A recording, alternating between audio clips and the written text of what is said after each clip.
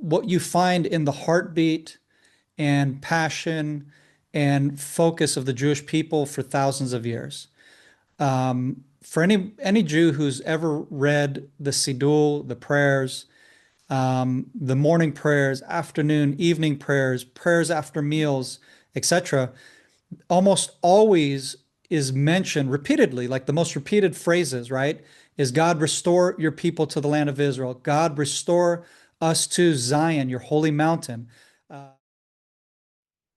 Hi, I'm Shana Meyerson, and I'm unapologetically Jewish. Here today with IDF Reservist Doron Keidar to make you cry for Zion. Thank you so much, Doron, for joining me again. Always great to see you. This is 3 times this year, and it's only April. Technically, it's 4 times. yeah, yeah.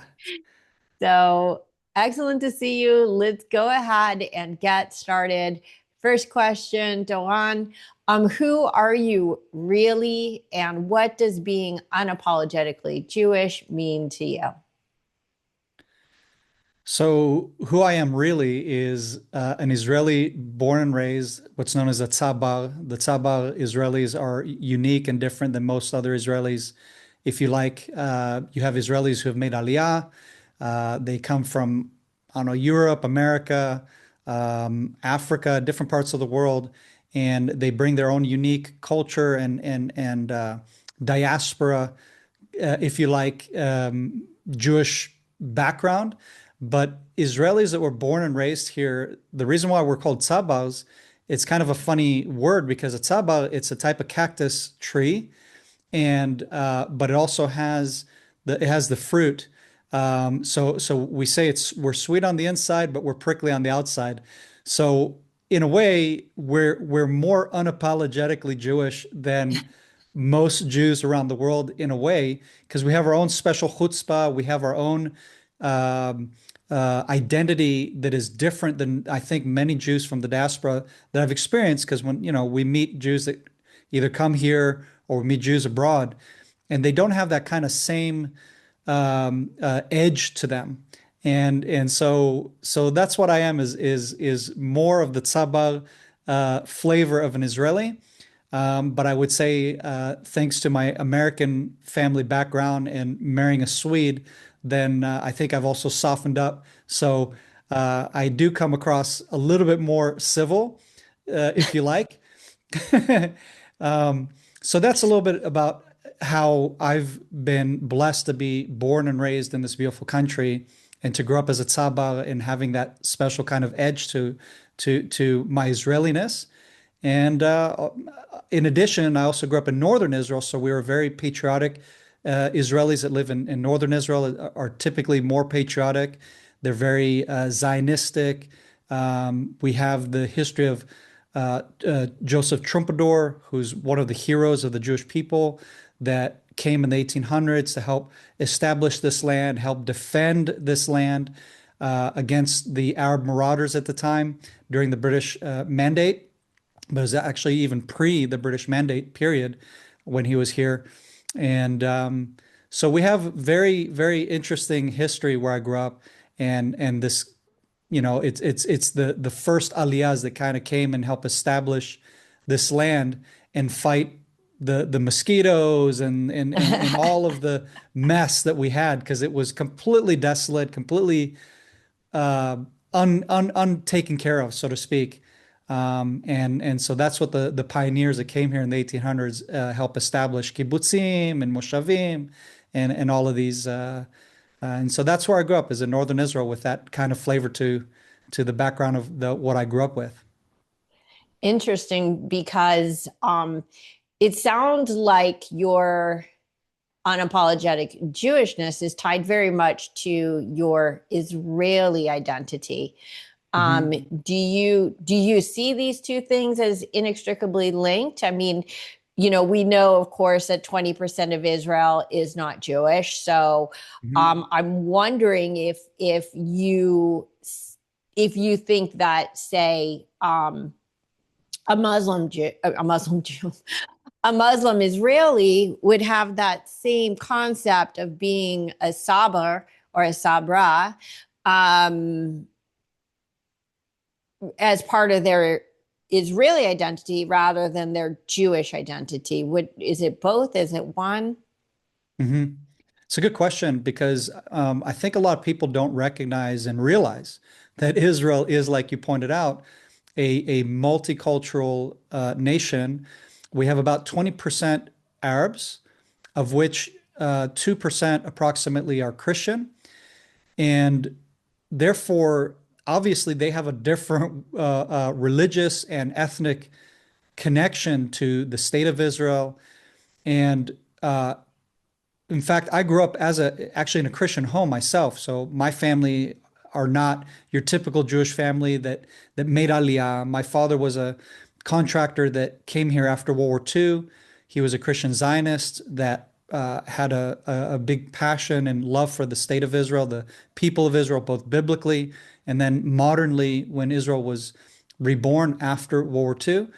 And so we grew up, I would say, with more of that kind of feeling of knowing that we're not Jewish, we're not part of the collective whole of the Jewish community that's the majority here.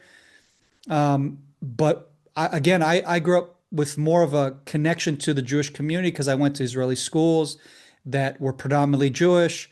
I didn't go to the schools where you had like, I don't know, Christian schools and Muslim schools because you do have the educational system that kind of caters towards those minorities. I went to the mainstream normal schools with everybody else. And so I guess because all my friends were Jewish and the culture around me was very Zionistic, like I said, then I kind of adopted that, not really thinking of the nuances as a kid. I didn't see myself as different. I didn't see myself as other. But what I can say is from my conversations with the Muslim community and the Christian minority here, asking them about, for example, Muhammad Kabia. Okay, he's a very very typical Muslim that lives in northern Israel. It lives in Kfar Kabia, which is the name of his family. Um, his story is very interesting, right? As an example that I've had that encounter with and trying to understand the same question you asked, because I'm like, look, you serve in the military, you're very patriotic, very pro-Israel. He serves, I think he serves in the foreign ministry as well, um, and he relates to the Muslim Arab speaking world in his public diplomacy work that he does. So he served in the IDF in the Air Force. He serves as a public servant of the state of Israel. He defends Israel both in the military, both in diplomacy. And you're like scratching your head going, how does this work? Like, I mean, how do you sing the national anthem, right? That is very Jewish. And he said to me, look, you need to understand, my family has a very interesting connection to the Joseph Troubadours and those that came. I forget the name of the very famous Jewish pioneer that came here. It escapes my mind, but he's one of those, like Joseph Troubadour. He's a very well-known Jewish leader, and his family protected this man when he was actually being attacked. I forget if it was either by Muslims or by the British Mandate. I forget which. I forget the story. But his family took him in, protected him, and helped him fight for the Jewish reestablishment of the state of Israel. So you have Muslims that went side by side, fought along the Jewish people because they saw in the Quran, and in this, and he educated me in this. I never knew this was in the Quran.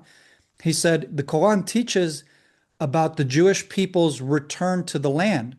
Yep. So just like the biblical prophets prophesied in the Torah, and both Christians and Jews see that restoration one day to happen, which is part of what shapes their Zionism for those who are religious Zionists. You have Muslims who are Muslim Zionists because the Quran reiterates those prophecies. And so they said, Yeah. we see it as a privilege to help you establish yourself in this land that our prophet Muhammad also continued that vein that one day will happen. So it's just a very interesting Yeah. dynamic. And I think it's the Muslims that don't live outside of Israel that are brainwashed about how bad the Jews are. And it's all this propaganda because they grew up in living alongside Jews. They saw their right cause. They saw also within the Quran how it supports their right cause Yeah. in the parallel. Then they're like, I mean, they're Zionists. I mean, these are Zionist Muslims. And you also have Zionist Christians like Ihab Shalian, which and that we've met and done advocacy for the Christian community here, who is a high-ranking IDF officer in the Israeli IDF. So He's the highest ranking, the of the highest Christian ranking community, yeah, Christian officer yeah, in yeah, Israel. and now running for public office. So, Yes. yeah, and we both know him, and you know the story with him. I mean, very Zionist, very Yes. loving the country of Israel. And Yes. how do you rationalize that, right? How does that fit? Um, so it's just a very Yeah. interesting nation with very interesting dynamics that even the minorities who don't have that Jewish, thousands of years connection to this land, they attach themselves with Israel. And Sure. and and it's a pretty incredible story when you think about it. It's a pretty incredible, to me, it's very incredible. It's just kind of hard to believe. Um, I yeah. agree with you, Doron, that it is incredible and hard to believe, given that it's the world's only Jewish state. And I often think, like, why would somebody who's not Jewish want to live in the world's only Jewish state? But then I think about, all the Christian and Catholic, states in the world, and in there, every Jew there is just as patriotic as anybody else. Hmm. There's a certain exceptionalism where Yes. we talk so much about double standards when it applies to Jewish people, and some of them are very, very negative, but some of them are just odd. Like, nobody thinks twice about a Jew living in England or Italy, or where the church is the state. Hmm. But and the other interesting thing is that Israel is technically not like connected to the, I can't even say the church, but there is no the synagogue. There's no centralized religious overlord, right? There, of course, Hmm. there are religious interests that are heavily influencing the government, but it's not a religious Jewish state. It's a ethnic Jewish state. And Hmm. so there's so many complexities, and quite frankly, anybody who belongs to any nation should be a patriot, but only in Israel is it considered to be a conundrum. That being said, like, so you have a very unique and textured background. So your family is American. You're born in Israel. Your father is a Christian Zionist. You are now a Jewish Zionist. Right. So what does Zionism mean to you? Well, for me, Zionism is the what you find in the heartbeat and passion and focus of the Jewish people for thousands of years. For any Jew who's ever read the Siddur, the prayers, the morning prayers, afternoon, evening prayers, prayers after meals, etc., almost always is mentioned repeatedly, like the most repeated phrases, right? Is God restore your people to the land of Israel. God restore us to Zion, your holy mountain. Rebuild Yerushalayim, the holy city, right? These are prayers that Jews have been praying for centuries. And there's also the famous encounter with Napoleon, where he hears Jews praying during one of our what was it called? Not feast, but a fast. So one of our fast days The to opposite of a feast. yeah, I was like, it Yeah. was feast, feast. No, it's a fast we're mourning the destruction of the temple, right? Yeah. And so he asked his aide, he says, what am I hearing, outside the synagogue? Like, what are it sounds like they're mourning. He goes, yes, this is one of their fasts that they commemorate and remember the destruction of the temple, and praying that one day that they'll be restored, that they'll have the to merit to see the restoration of that. And he says, well, how long have they been doing this, right? And he says, well, since the second temple was destroyed by the Romans, in his time, you're looking at, was it 1,700 years later, give or take? And he says, well, any nation, and I'm terrorizing his quote, if you like. It's not one for one, but it goes along this, where he says, any nation that would be praying for such a cause, surely God will answer them. And I would say that, to me, that's really the heartbeat of what Zionism is. It's the Jewish people's repentance for allowing the temple to be destroyed because of baseless hatred, because we failed our responsibility before God. And it's this deep yearning, especially for religious Jews, that God, may we be worthy to see the temple restored. May we merit to see Jerusalem rebuilt. And finally, is that we may merit to see the Messiah, son of David, sitting on the throne in Yerushalayim to bring about God's justice and the Messianic age into the world, and everything being restored as in the Garden of Eden, right? Where we Yeah. have relationship with God again, right? So it's all about the Tikkun Olam. It's all about the Yamot HaMashiach, the days of the Messiah. And so for me, the deeper meaning of what Zionism is, it's that. It's what we've been praying for, what we've been focusing on for decades. But the most simple, that everybody, I think, agrees to it, and that's ironically, even people who don't like Israel can agree, it's the Jewish people's right to self-determination within their ancestral homeland. And that's Israel. And Yeah. and when we say Zionism, or the modern movement, they use the term Zion, which is found in Scripture, which is found in the Siddur, the Jewish prayer books. Like I mentioned, this theme is reoccurring, Mhm. and that is that the Jewish desire to be returned back to our ancient homeland. And that's essentially what Zionism is that we believe it's the Jewish people's right to have their being restored to ancestral homeland.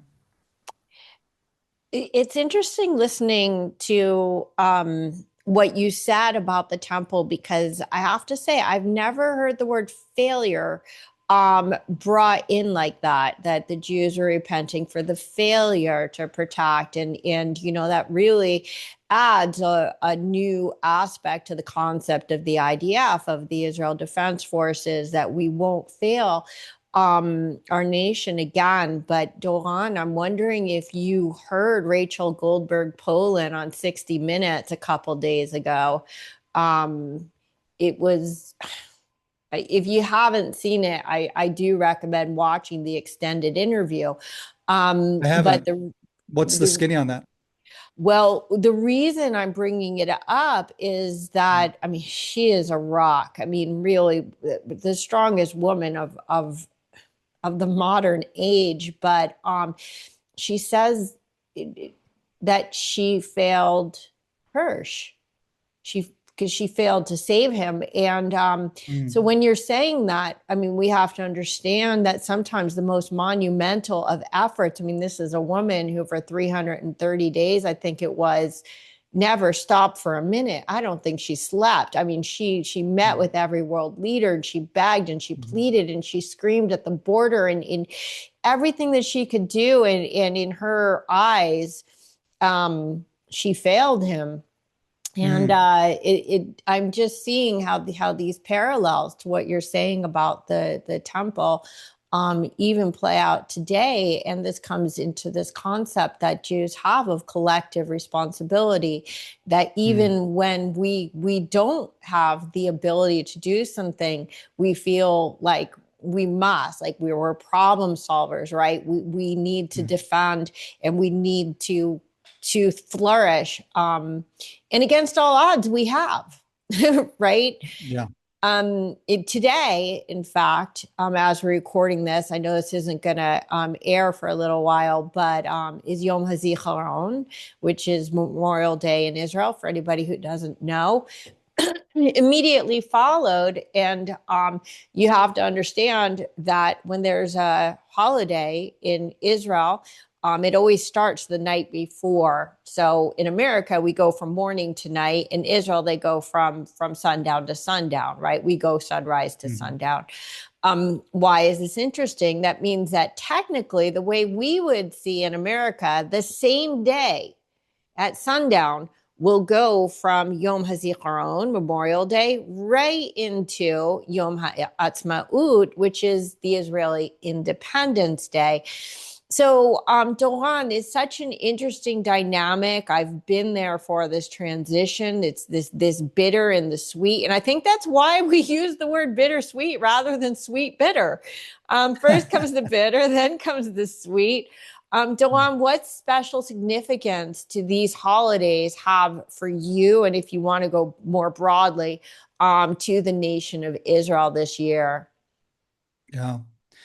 Well, I'd say, yeah, this is very unique, right? I mean, when you guys celebrate 4th of July, it's on its own day. And we have Memorial Day, it's on its own day. And they're months apart from each other, right? Um, for us, um, it's I don't remember exactly why the nation of Israel decided to do it like this, right? Because this is a modern the memorial and and independence, right? Because we've for 2,000 years haven't had our own state and so on.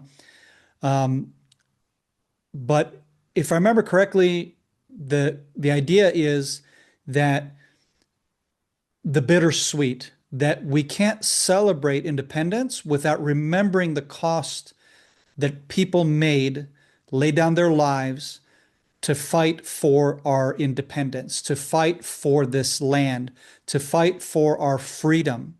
And so, in a way, the Jewish people are unique in that way, right?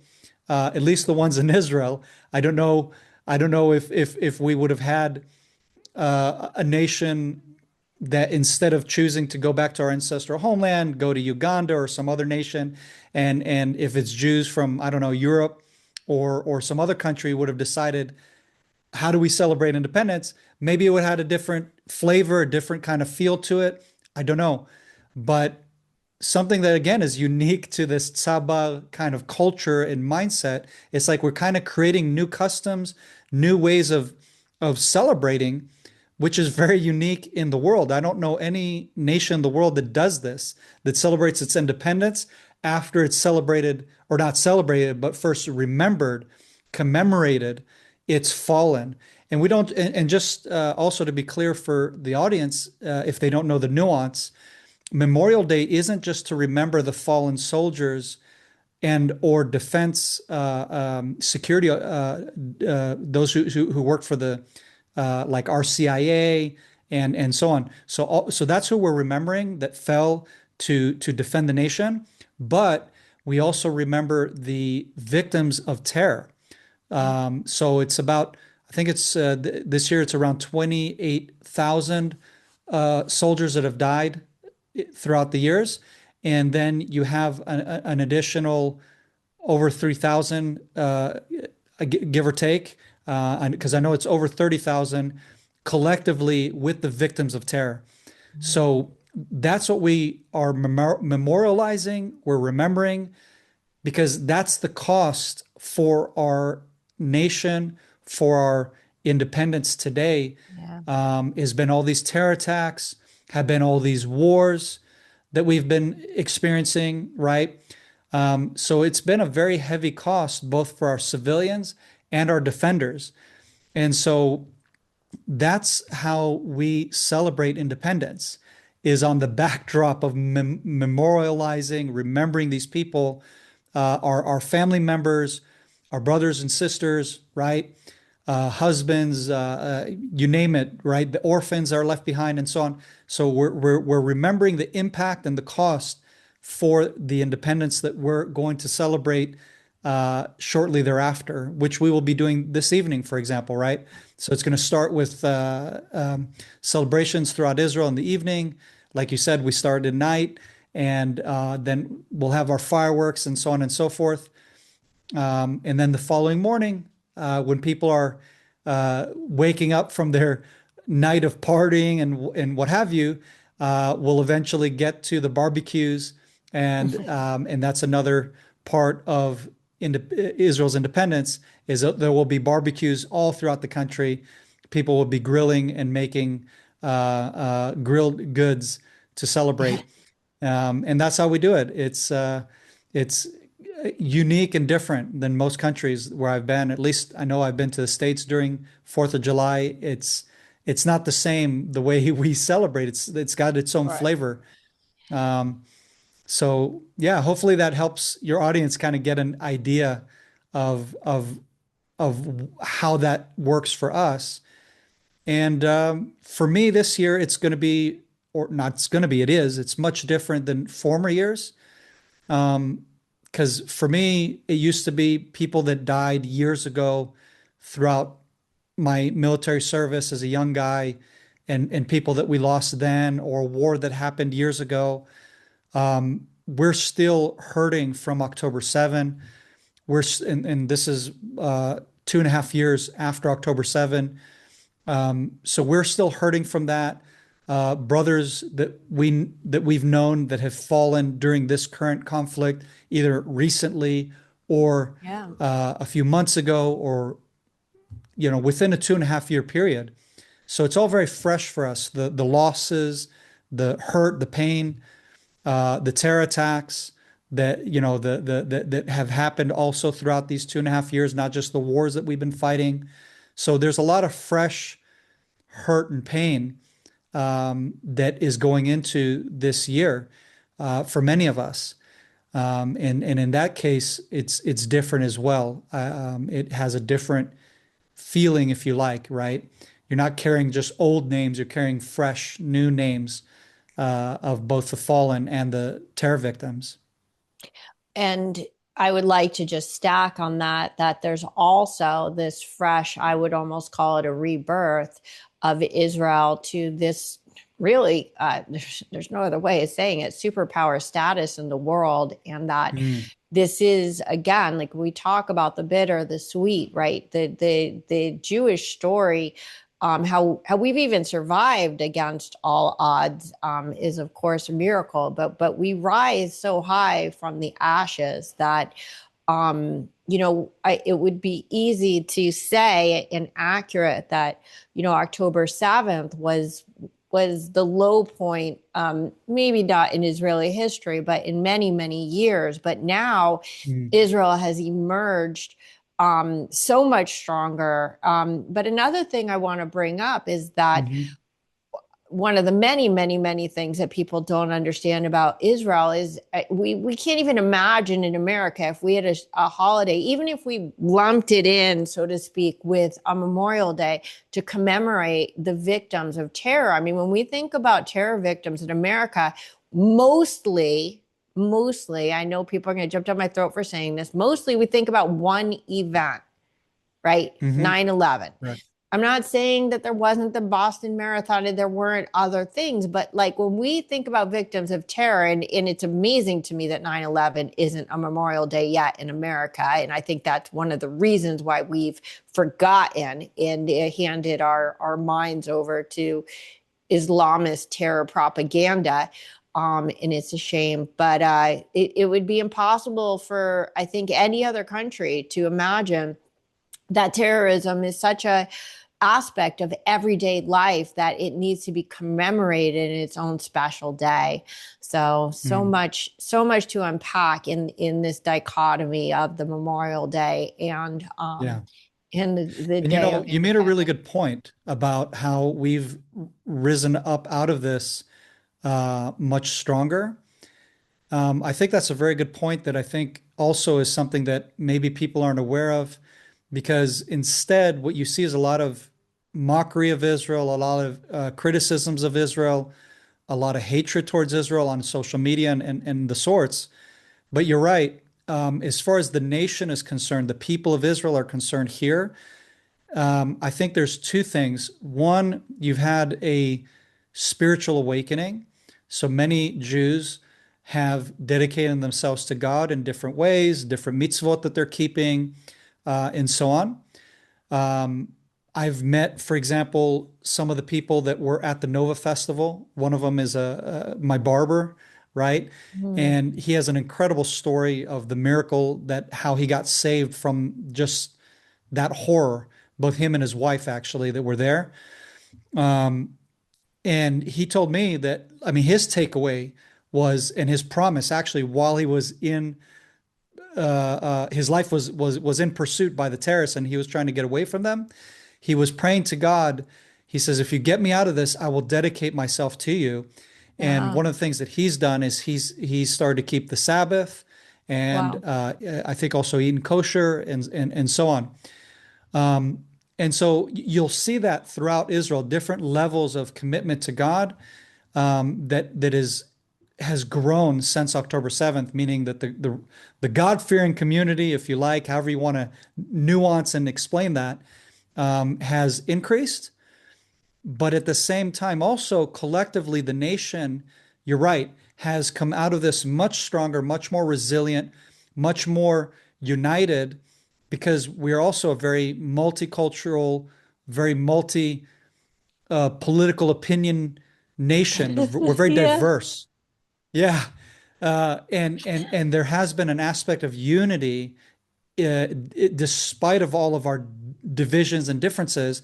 There has been more of a sense of unity and strength that I think is been unique as well, post and throughout and through the 2.5 years of constant war, right? Yes. Um, that's very unique because I think for example, in the United States, like you talked about 9/11, shortly after 9/11 and the war had taken off, Americans started to kind of lose heart, lose the why are we fighting this kind of mindset.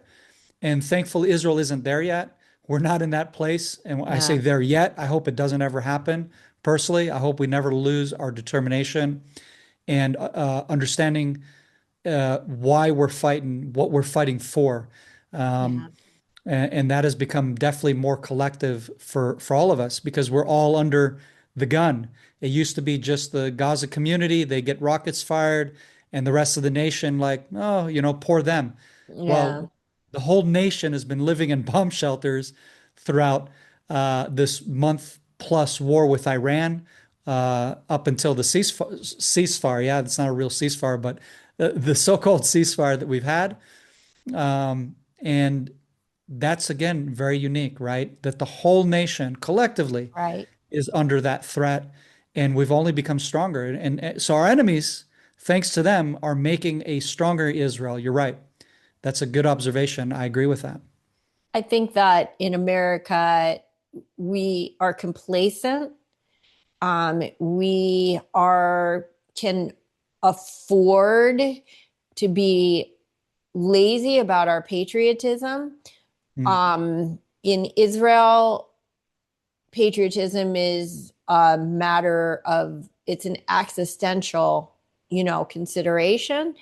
And so I think that there's something even in the worst of all possible scenarios, a nuclear war, America is so big that maybe it would hit Washington, D.C., God forbid. But in mm. California, America is enormous, right? So Right. it wouldn't affect us, or if it came from China, it might hit Los Angeles and the people in New York.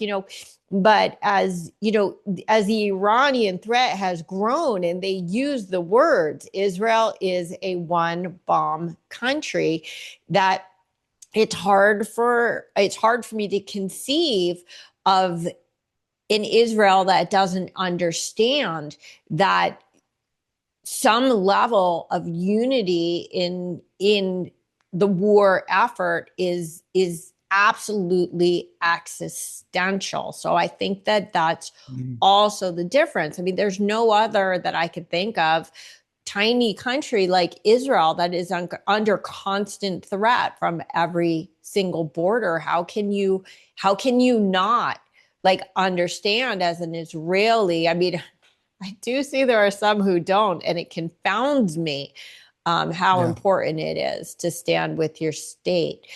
So, you, as far as standing with your state is concerned, I mean, you've already shown us you are a fervent patriot. You're a 20-year IDF reservist. You've served Israel unwaveringly in 100 different ways. I want to talk about some of them because there's too many to really get into. Your physical deployment right on October 7th, and also your Doron Keidar podcast, which is an ongoing effort to inform the world about Israel, in particular the IDF. So these two huge efforts notwithstanding, Doron, what would you say personally is your fight? What drives your personal mission? Well, I would say for me, growing up in the home of a War II veteran, my perspective of the world, my perspective of the threat to the Jewish people, and the commitment, the stand that my father made and raised me with, which is what led me to also eventually for my family and I, we went through conversion and we're 100% a part of the fate of the Jewish people. In fact, the rabbi even tells you because he's trying to discourage you. And he says, "Do you know that we're a chaste people? Do you know that if God forbid there's another Holocaust, your fate will be with ours. Like you're going to those gas chambers collectively with the collective whole of our people." And I told him, I said, yes, I'm aware of that. And it's a no-brainer. It's not something I'm even considering, so to speak, as far as like my why. My why is not, for my personal safety and self-perseverance. Perseverance. I can't say that word. Preservation. Thank you. I knew I Preservation. was saying it wrong. Um, Thank you. And that's Your what you learn. English I'm is better Israeli. than most Americans, so you get a free pass if you mix up a couple vowels. Right. But that's where people learn very quickly. Like friends of mine, they'll say you have, like no Israeli accent and you sound like an American. I'm like, yeah, well, you hear me talk long enough, I'll slip. Um, The feast but and fast one was classic, though. yeah, there you go. Um, and so for me, it's about, um, that it's about continuing that line of what I grew up with, that I will do everything I can to help defend the people of Israel. And so it's expressed through my service in the IDF that I don't have to do anymore. So I'm actually exempt from reserve duty. It's expressed through my public advocacy and diplomacy online, that I've chosen to use the gifting of having an American accent and the ability to be able to communicate to the world in English and use the online medium to do that. It's expressed through filmmaking, right? The I Am Israel, the Mountain of the King that we produced, and it's in different ways, like you said. It's in different ways that basically it's using every talent I have and gifting that God's given me, and to just try to put in as much as I can, produce, advocate, meet with people, talk with people, boots on the ground, guided tours, right, of the land of Israel, of the places of the conflict, Judea, Samaria. Like, okay, Mhm. so you think that this place is, there's an occupation. You think there's secular violence. You think whatever the media is telling you. Let's go see it with our eyes. Come with me. I will take you, and I will show you, and we can look at it together. And you tell me. I'm not going to tell you what to believe. I'm just going to show you, right? So it's expressed in all these different ways, right? Of connecting people to the land, showing people the land visually, and or advocacy, and so on. And I think that is something that is also not unique to me. That's we've seen throughout this war many Israelis have done the same, right? Yes. Without any talent, without any, gifting, or learning how to use cameras or whatever, lighting, you know, sound, right? In the most raw way, just popping out their cell phones and going to social media and saying, "Let me tell my story as an Israeli." So we're actually seeing that. The people of Israel are stepping up to the plate, so to speak, and each one of us is doing our part to to represent, to fight for the truth of who we are, because of so much misinformation out there, so many lies stacked up against us by Tucker Carlson, Joe Rogan, whatever, these big names, these big platforms that are having a huge reach globally. Yeah. And we're like, fine. So it's the David against Goliath. We've been up against these odds before. And I think that's also what motivates me too, is that's the Jewish story. And that's the truth. We are the David and they are the Goliath. People say that the Palestinians, they're the poor, weak ones, blah, blah. No, they have billions of Muslims that are That's all right. surrounding us, and they're actually using the Palestinians to fight Israel. They're just a proxy to try to destroy Israel, right? And so we're actually against a huge Goliath of Islamists around the world that hate us. While at the same time, thank God, there's many Muslims in those same nations who are actually fighting for the truth about us. And they're going against the crazy Islamists. So it's a very unique dynamic that Israel finds itself in. And I'm just proud to be part of the David against the Goliath, knowing, yes, I might have a small stone. Yes, it's me against the many that hate us and fight us and are against us. But I know, like David, with God on my side, this uncircumcised Philistine is going to go down one way or other. And like David said, if he dies, he dies.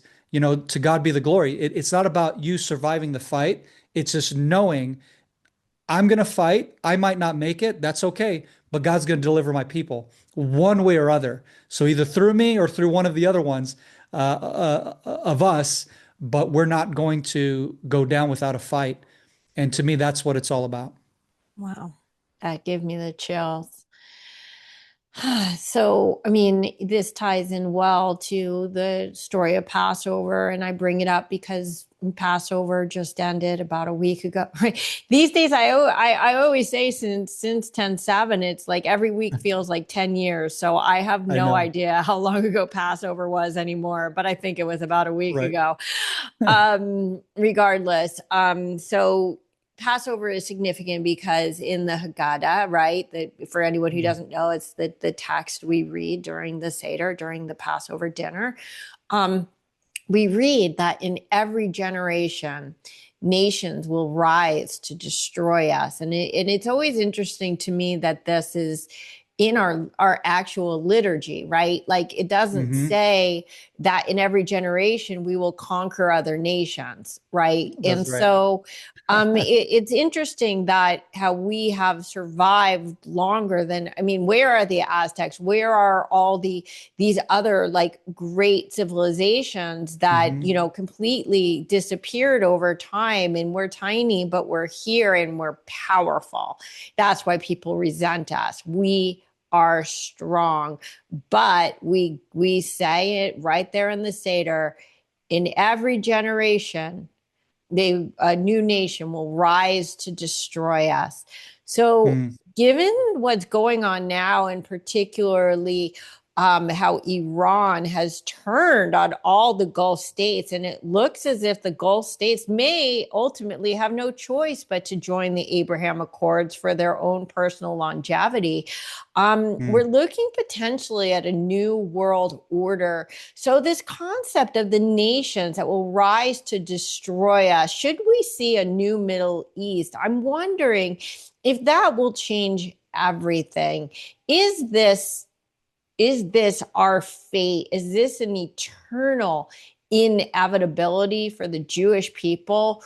Or is it possible that one day Israel will truly live as we pray every Shabbat in peace? Mm. Yeah, that's a great question. And And I'm asking you because even though yeah. everybody in the world wants to know this answer, I'm sure you're the one who has it. So, Oh yeah. Oh yeah, of course I do. But no, as I think about it and ponder it, and again, having to go back to war again and again and again, and having to motivate yourself to know that, okay, I'm fighting this fight, but it's like I know that it's not over, right?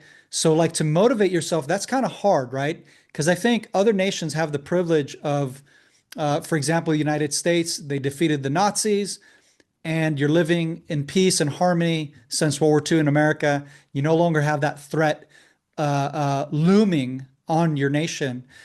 And that's not the case for the Jewish people. Like, I think for me, knowing also being more connected to biblical, prophetic understanding, that I'm aware of the fact that there will always be people, like you said, that will rise up to try to destroy us, and we're aware of that. And I think it's even interesting that, talking about, let's bring in Tucker Carlson, right? He had an interesting spin about the book of Ruth, sorry, the book of Esther, excuse me, the book of Esther. And he made this crazy commentary that he said 75,000 people were genocide in the book of Esther and how terrible it was. And I was like, that's an interesting spin. It's like what's happening now, right? These nations have risen up to destroy us. They've declared they want to destroy us. That's what happened in the book of Esther. For those who don't know and don't listen to Tucker, actually read it yourself if you're interested. Um, and what I find that's interesting today, modernly, the war with Iran was after the 12-day war that we had. It mhm. was revived again just recently during Purim, right? Where we read the book of Esther. And the book of Esther takes place in the same country, in the same Right. geographic area with the Persians and so on. Another king, right? Um, Another dynamic. It wasn't Islamic, but the thing was that there was a Haman who was evil, and just like we say that there's always an Amalek that rises up in every generation that tries to destroy us. He was that Amalekite spirit, right? That wanted to destroy us, and he planned and he tried and he conceived in his mind how he would do it, and it was perfect plan. Everything was set. He got the king to ignorantly sign off on the basically massacre and actual attempted genocide of the Jewish people in his kingdom, which then later gets exposed. Haman gets exposed to the king. Haman gets sent to the gallows that he planned for Mordecai the Jew.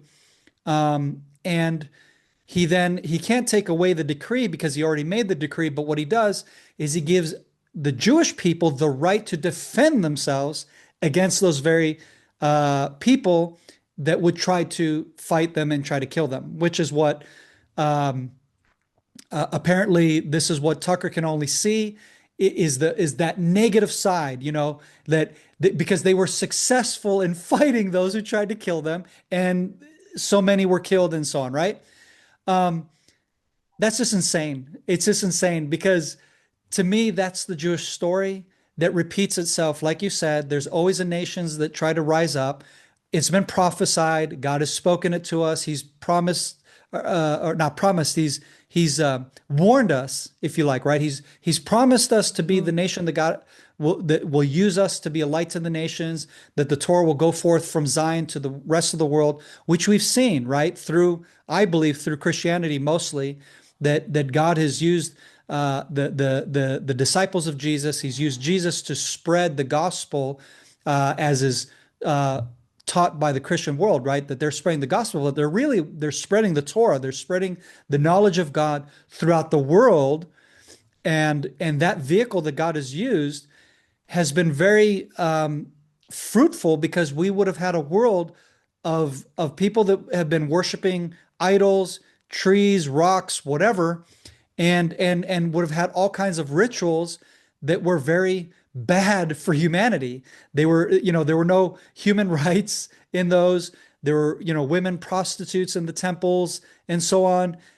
Terrible, terrible things, right?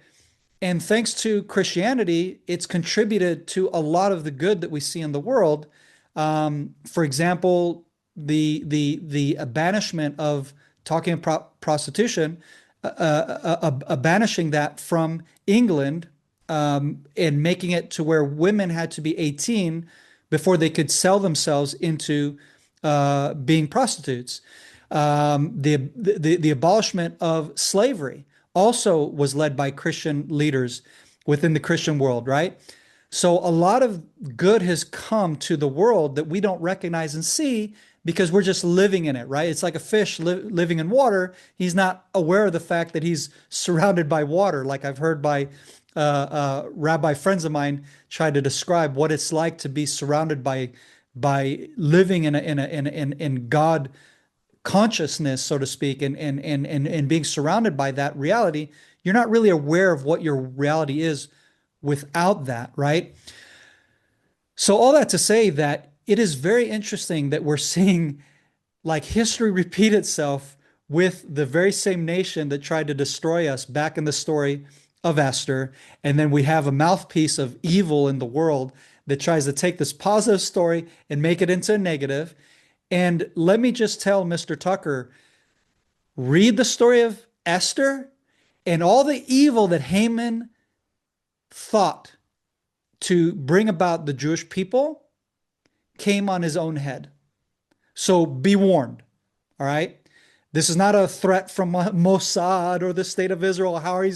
Anybody who might listen to this try to twist it to. All I'm saying is God has a way of dealing with our enemies, and it's not really a good idea to take the side of being the anti-Israel, the hating on Israel, and trying to mar the name of Israel, like he's been doing and others has been doing. So I think you guys need to be aware of the fact that you're fighting a very holy and righteous judge of the world, which I'm held accountable to as an Israelite, as a Jew, as equally as you as a Gentile in the nations.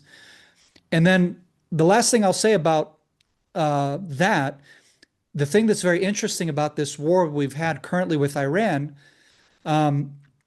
there's also been a lot of ignorance, I think, for those that have been negotiating, because they've been negotiating in such a way that is actually not very wise, because it's like we don't understand our current threat, the current enemies, both of Israel, which is collectively of the West, because they clump Israel and the West together because of what I just said, because of Christianity, right? So America as a Christian nation was founded on Christian values, and they connected a lot of those values that they derived from the Jewish people and the Jewish story and narrative to create the new nation of America. And because of that, our enemies, they clump us together and hate us so bad that they have a different perspective and worldview. And for them, they don't have ceasefires. They don't, when we say let's negotiate a ceasefire before you've actually defeated this jihadist Islamic regime, I think is a huge mistake. And the biggest mistake in not reading reading the room, so to speak, understanding and knowing thy enemy is in specifically the Shiite movement of jihadist Islam, which is what we have in Iran, that it's on the 40th day of the elimination, right, of the leader, which on the 40th day, there's a special day when you commemorate like a memory of the death of that person. The 40th day is like this elated day that you have. And that's the day that the negotiations for the ceasefire was inactuated. So you could have waited one extra day, or you could have delayed and done the ceasefire on the 39th day, the 41st plus day. But because they did it on the 40th day, it's like you've encouraged the Shiites to double down because they see that as a religious win, that Allah is on our side. You get what I mean? And this, by the way, is an important insight that I learned from Pesach Woliki. This isn't my insight. He's a rabbi here in Israel who talked about this on one of the talk shows. And I found that to be very fascinating, that we're so ignorant of our enemies. We're just, and that's all I wanted to point out, is like, we need to understand what the threat is that we're up against. We need to understand their language, and we need to defeat them on their terms, not our terms, not our moral standards that we're living by. That yes, it's a good thing. Israel's such a moral nation. America's such a moral nation, but our enemies use that to our detriment. And we need to be aware of that. And we need to be aware of their rhetoric and their language, and how we're giving them a win without even knowing so. It's just insane. And I think, we're going to be continuously in this repeat of those that try to rise up against us until Messiah comes. But I also believe that there is prophecies in Scripture that talks about a highway from Egypt to Syria, this highway that there will be going through Israel, meaning that there's apparently friendly relationships between Egypt and Syria. So that prophecy hasn't been fulfilled in our times. And I think that might be something that we see alluded to in the Abraham Accords that you referred to, that there might be some kind of change in the atmosphere and the attitude of at least these Islamic nations surrounding us. Yeah.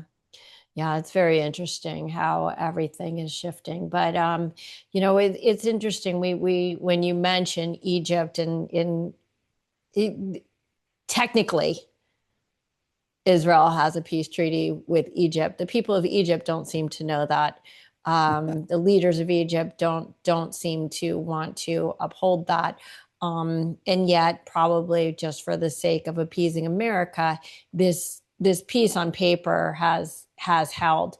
That being said, they have mobilized, particularly during the war with Hamas on the border, which would literally be in direct violation of, obviously, the peace treaty if they were to show any aggression towards Israel. So we're talking really about, if we go through all of these proxies, right? We go Gaza, we've got Egypt, we've got Syria, we've got Lebanon, we've got, again, another frenemy in Jordan. I'm going like this because this is sort of the map of Israel, even though Israel's not, but really on every border, and then beyond the border, right? I mean, we don't border Iran, but they do certainly have a land bridge, and a sky bridge, which they've proven without a doubt to attack Israel.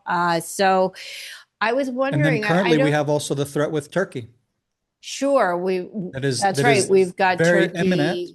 Yeah. I mean, very concerning.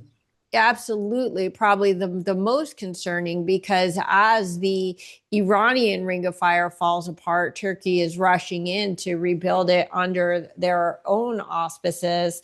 But I Hmm. mean, it honestly, it would be impossible to list, that if we really want to go into it, we could get into the Houthis in Yemen, and we've got, elements in Iraq. And I mean, it really doesn't end.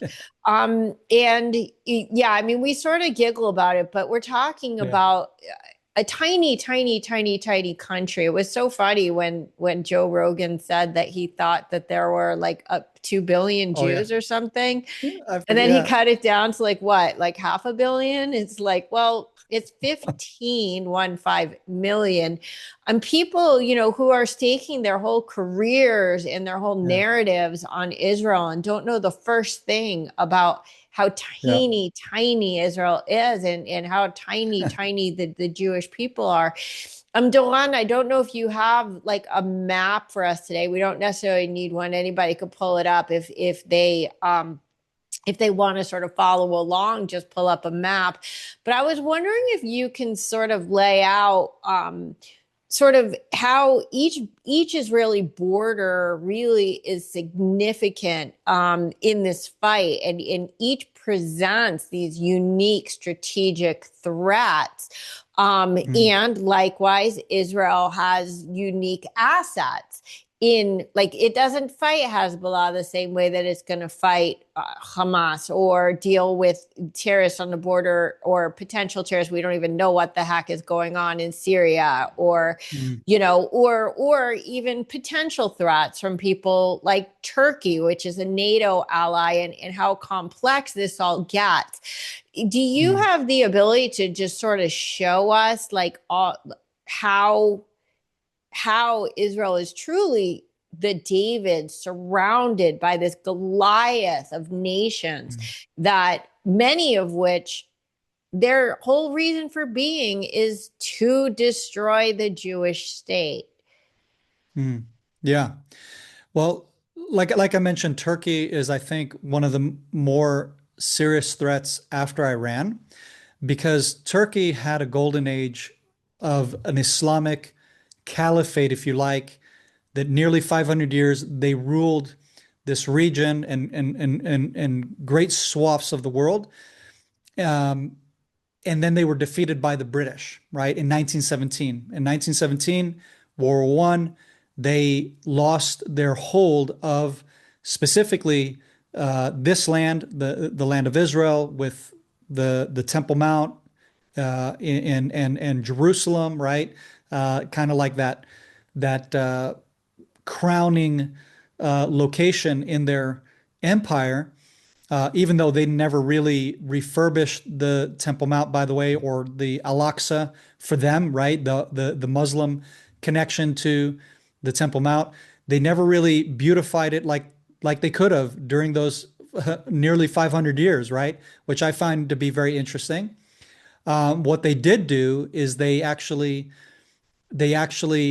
developed the Christian world uh, in the Christian part of the old city, by allowing new churches to be built, and having the Jaffa Gate, for example, which it's the only part of the walls around Jerusalem where there's an actual opening, because they removed part of that wall to create a grand entry so that the Kaiser of Germany, which was the king at the time, could have his carriages driving up into the old city through there, gaining them closer access to the Church of the Holy Sepulchre and all the holy Christian sites and the new Mm-hmm. building projects where they built their Protestant church there, since the Christian development and building of churches in the fourth century, right? Mm-hmm. And we're talking about the 1800s. So this was the golden age for Turkey. And what Erdogan wants to do is he wants to restore Turkey to that golden Islamic age, and thinking that they're going to bring in the caliphate through that. Sure. Iran has the 12th Imam, which is also, they have their own Shia spin and idea of the Islamic superpower that's going to come and bring in their Messiah, right? Their, end of days kind of scenario. And that's also why they're opposing us and why Jerusalem, the Temple Mount, is a major focal point of that. So both Iran and Turkey uniquely have put an X specifically on Jerusalem and very specifically on the Temple Mount as their goal to eradicate the Jewish people and to set up the Islamic center, if you like, from Jerusalem, and mainly taking hold of the Temple Mount being under their control. And then you have the other proxies and the other nations surrounding us, like you pointed out, that are being used by these two main super Islamic powers, if you like. One of them being in NATO, like you pointed out, the other one not. So Turkey's in a more unique position. And each of them are trying to work ways to come through in either having proxies and or get near coming close to Israel, either through Lebanon, through Syria, and so on. So that's why these nations are of concern to us, right? Because we know that Lebanon is a proxy of the Iranian regime, the Hold IRGC. on, Hezbollah is. We really Hezbollah, need to be clear about separating. I mean, in fact, Lebanon and Israel are going to be having their second historic meeting to discuss a peace treaty just yeah, in Washington this Thursday. So I yes, think that there's a lot of complexities that people, can't really grasp, because Hezbollah has both a political and a military presence in Lebanon that ironically is larger, more powerful than the actual government and military of Lebanon. Um, correct. but Hezbollah, and also Doron, Hezbollah technically is not a proxy of Iran. It's actually a part of the IRGC. Yes, yes. So to be very specific, correct. It's not. So Yeah. when we're talking about Iran and so on, I'm talking about mainly the IRGC. Yeah. Is to all of what I just mentioned. It's the IRGC, which is taken the nation of Iran hostage, right? So Yes. people aren't aware. I have just had a podcast with an Iranian who is fled, and he Mm-hmm. explains those dynamics better than I can. But yes, it's the IRGC, which is an Islamic radical group. They're not even ethnically Iranian. They didn't they came and invaded, and they brought in other Islamic extremists from other Mm-hmm. countries to take over the country of Iran to push this ideal that I just pointed out of the Shia Right. 12th Imam. And then, yes, they have their proxy of the Hezbollah in Lebanon, which also they're not ethnically from Lebanon either. Those fighters came in and invaded, like you pointed out, and have grown in numbers, grown in power, and also have, how to say, they've also added to their numbers from the local population of the Muslim Yes. uh, Lebanese through years of convincing them and propaganda and using different tactics. If it, like you said, they have social programs, they have schools, hospitals. Then, in other words, if you're part of that organization, you get to partake of these social benefits in a country that is war torn now, thanks to Hezbollah, right? So they create the problem and they bring you the solution conveniently. And so it's appeasing to people, right? Who already they're Muslim, so they're like, well, they're already part of us, even though it's not the same ethnic group, and so on and so forth. But they find common ground, right? And so and it's dawah. It's a form of dawah where they propagate you and bring you in, and before Mm-hmm. you know it, you're sucked in, you're part of that system, and then you also have to pay into it, right? We need another terrorist to carry out attacks against Israel, or to bring munitions, or to hide them in your home, or whatever, or in the school that we built, or the hospital that we built, Right. right? Um, and then you'll see the negative impact of that when Israel has to retaliate, but then it's too late. So it's very clever. But then again, Turkey's doing the same thing. Turkey is trying to buy out the Muslims of the old city. They have special programs and social plans where they've poured in billions of dollars into the Muslims of the old city, insinuating them not to sell their property to Jews or to this or to the state of Israel, right? Um, they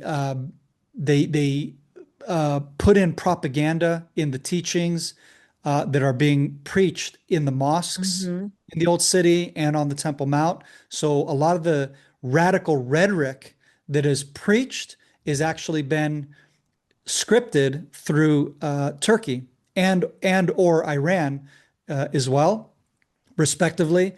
So both of them are trying to basically influence the jihadist Islamic anti-Israel, anti Hmm. the West mentality and mindset that is basically trying to raise up terrorists within Israel who are Israeli citizens, who are Right.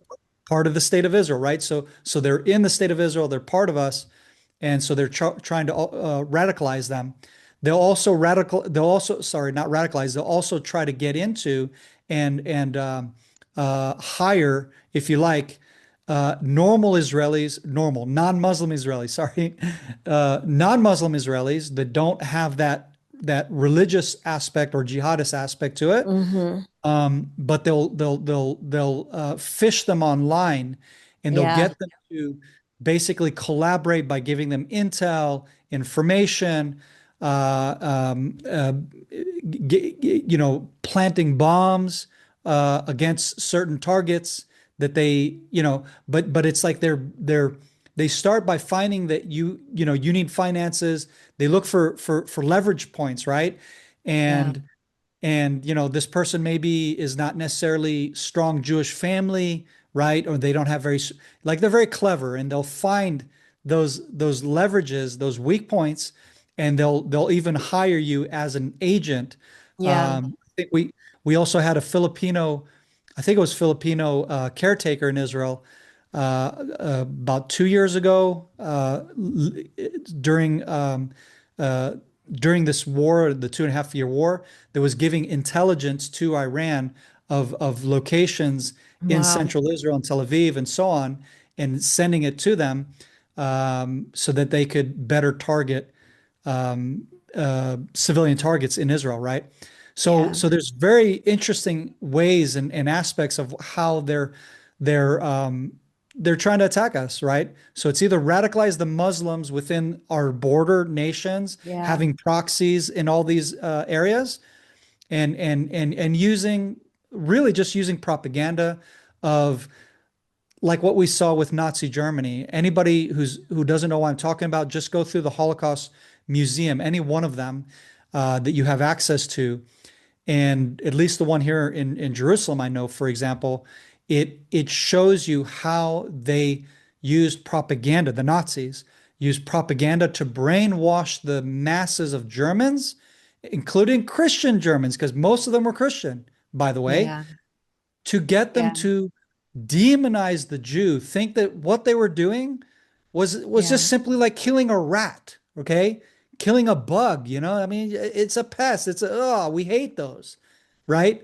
They dehumanized the Jew so badly that you weren't even using your common sense of like, this is a human being we're talking about here, you know? And so they've managed to use that level of propaganda. And that when I say propaganda, that's what I'm Yeah. talking about. I'm talking about very radical, very, very demonic brainwashing, getting Muslims to do the unthinkable. And it's to the point where I know that there was a Palestinian that came out of Gaza, this young boy that was raised up with this evil ideology that he didn't connect with. And when he visited Israel for this first time, made it into Israel, he was looking for the tails of the Jews, Yes. like checking Yeah. where's their tail, like he was taught. And then when he realized, like, oh, wow, that was just propaganda, right? They don't have a tail, they don't have horns, and all kinds of crazy stuff like that, Yeah. right? Making us Jews to be subhuman and basically being demons and or some Yeah. type of animal that's detestable to you as a human, and they dehumanize to the point where they radicalize you and get you to do all these terrorist attacks and so on. Well, I So mean, it yeah. goes beyond terror, Dawn. I mean, this is what we're seeing affecting the brains of the wild, wild West. And Mm. when we Yeah. see all these denizens of Western civilization who are literally spouting Nazi propaganda Mm. with great aplomb. They have no reservations about it. They are 100% convinced of it. They have it's interesting that I often personally forget that when we're talking about the threats to Israel that surround it literally on every border, that I often forget that even though I see it in the news that it also is now within. And how do you fight? We have in Judea and Samaria, of course, many terror cells, but in a way, if they're in area A, they are particularly separated. If they're in area B, they're somewhat separated, but the infiltration within Israeli society, again, it means that the enemies are not just at every gate, but they are well within the gates. And Hmm. this is people just don't seem to comprehend the depth of this threat in how on earth is Israel supposed to defend themselves against it other than all out warfare, which doesn't even seem to work because these people don't care if they die, which makes them an impervious enemy to an extent. Yeah. And the worst thing that I would say that we're seeing, like the worst, like insult to injury, right, is that we're Mm-hmm. seeing, unlike the Holocaust, like as you asked me, what is my whole cause? Why do what am I fighting for? Again, it's having been raised with these were the enemies of Israel. This was the ideology. And there's always going to be, like we said, there's going to be those Amalekite spirit, Mm-hmm. okay? Because it's really a spirit more than than it's a people group, right? And I know that went viral, that they're calling the Gazans Amalekites, and they want to utterly destroy them like they did to the Mm-hmm. Amalekites. No, that's not what we're saying. We're identifying that there's this spirit of just baseless hatred of the Jew, Mm-hmm. irregardless if we're doing right or wrong, because we're not perfect. Yes, we have Jews that do horrible things and so on, but we're just like every other people group in the world. You have good Jews, bad Jews, medium Jews, smart Jews, dumb Jews, whatever. Sure. Um, but it's like this baseless hatred no matter what we do. Either we're too Jewish, they hate us. We assimilate, we act just like you hate us. It doesn't matter what we do, you hate us. So that's a spirit. And the thing is, we're seeing it in the West, maybe not terrorists, but it's verbal terrorism. What Tucker and friends are doing is verbal terrorism. They're terrorizing and demonizing, and they're doing what the Nazis Right. did. Yes, if the shoe fits, they're doing exactly what the Nazis did by Exactly. dehumanizing us, making Israel into the cause of all evil in the world, That's right. rather than the Islamists, the communists, the Marxists, the socialists who have contributed to the downfall of societies globally. And millions have died at the hands of every one of those isms, That's except for right. Jews. Yeah, people don't Jews, understand that this is all a precursor to yes. make us, if you liken us to a cockroach, then who wouldn't want to kill a cockroach? Yeah. So Yeah. people don't understand how dark this path really is, and that this isn't Yes. free speech, and these aren't just words. These Correct. are Or these just are asking. genocidal intent. Correct. The just asking, right? I'm just Yeah. asking. No, you're not. You have a very specific goal behind the just asking. Hmm. Um, and yeah. And so again, like I said, to those people, right? Because I Hmm. don't want to name them all. I don't want to give them credit, to be honest. I Yeah. just need the one, so you all know which group I'm talking about. You can put one and one together. I don't want to give them any more credit than they've already been given, any more platform than they've already been given. And just think about the spirit behind what they're saying. And for example, we'll name another one, Candace Owens, for example, because it's unrelated to Israel, is how she is treated in such a vicious, nasty, ugly way. The widow of Charlie Kirk, the allegations. I mean, freshly, this young man was taken away from his family, and all you can think of is how to put a dagger Hmm. in the back of his wife, Yeah. viciously online. It's just the spirit behind these people, guys. If you Yep. follow any one of them and you somehow think that somehow you're on the side of truth and justice, friend, you are lost. You are lost. You're on the side Yep. of just pure evil. To me, those people are pure evil, and all their lashing outs. And that's the thing about the Jewish people. The Jewish people, if you notice, with all the hate that we've received, look how much hate we're giving back out. Hmm. You don't see me talking spitefully, hatefully at my enemies. I'm actually very firmly established in the justice and righteousness of the cause that I'm in and the God that's on my side. Yeah. Um, as long as I remain true to the Torah and what have you, right? I mean, as long as I walk righteously before my God, I know that justice is on my side. I know that God is on my side, the creator of heaven and earth. And all those who are choosing the side of the darkness, the dark Uh-huh. side, and yes, there's power there. There's immense power in darkness, of course. So you go there, you get your millions, get your girls, get your cars, get your whatever it is that you're getting, your attention, Hmm. your ego stroked, whatever it is that is your motive. You'll get fed for sure. But, being on the side of justice and real truth, it's liberating. I might not have millions in the account. Yeah. I might not be getting paid by some big, you know, uh, um, how to say, organizations or whatever that will fund our message, like what you're Hmm. doing and what I'm doing. Yeah. We know that this isn't, we're not doing it for money, right? Clearly. To say the Uh, least. if anybody's been following you long enough and following me long enough, they know, our audience knows we're not doing this for gain. Um, but the truth of side, being on the side of truth, it's so liberating for me. It's so liberating Yeah. and empowering. We have strength of truth on our side and a clear conscience. And I'd rather that than any of all this hate and evil that we're seeing these people push and promote. And I don't want to be in their shoes on the day of judgment. I really don't. Well, I think that the problem with that argument is that these people do believe that they are on the side of good. They do believe that they are liberated, and if they have to wait till the day of judgment, that's surely going to make earth hell for us.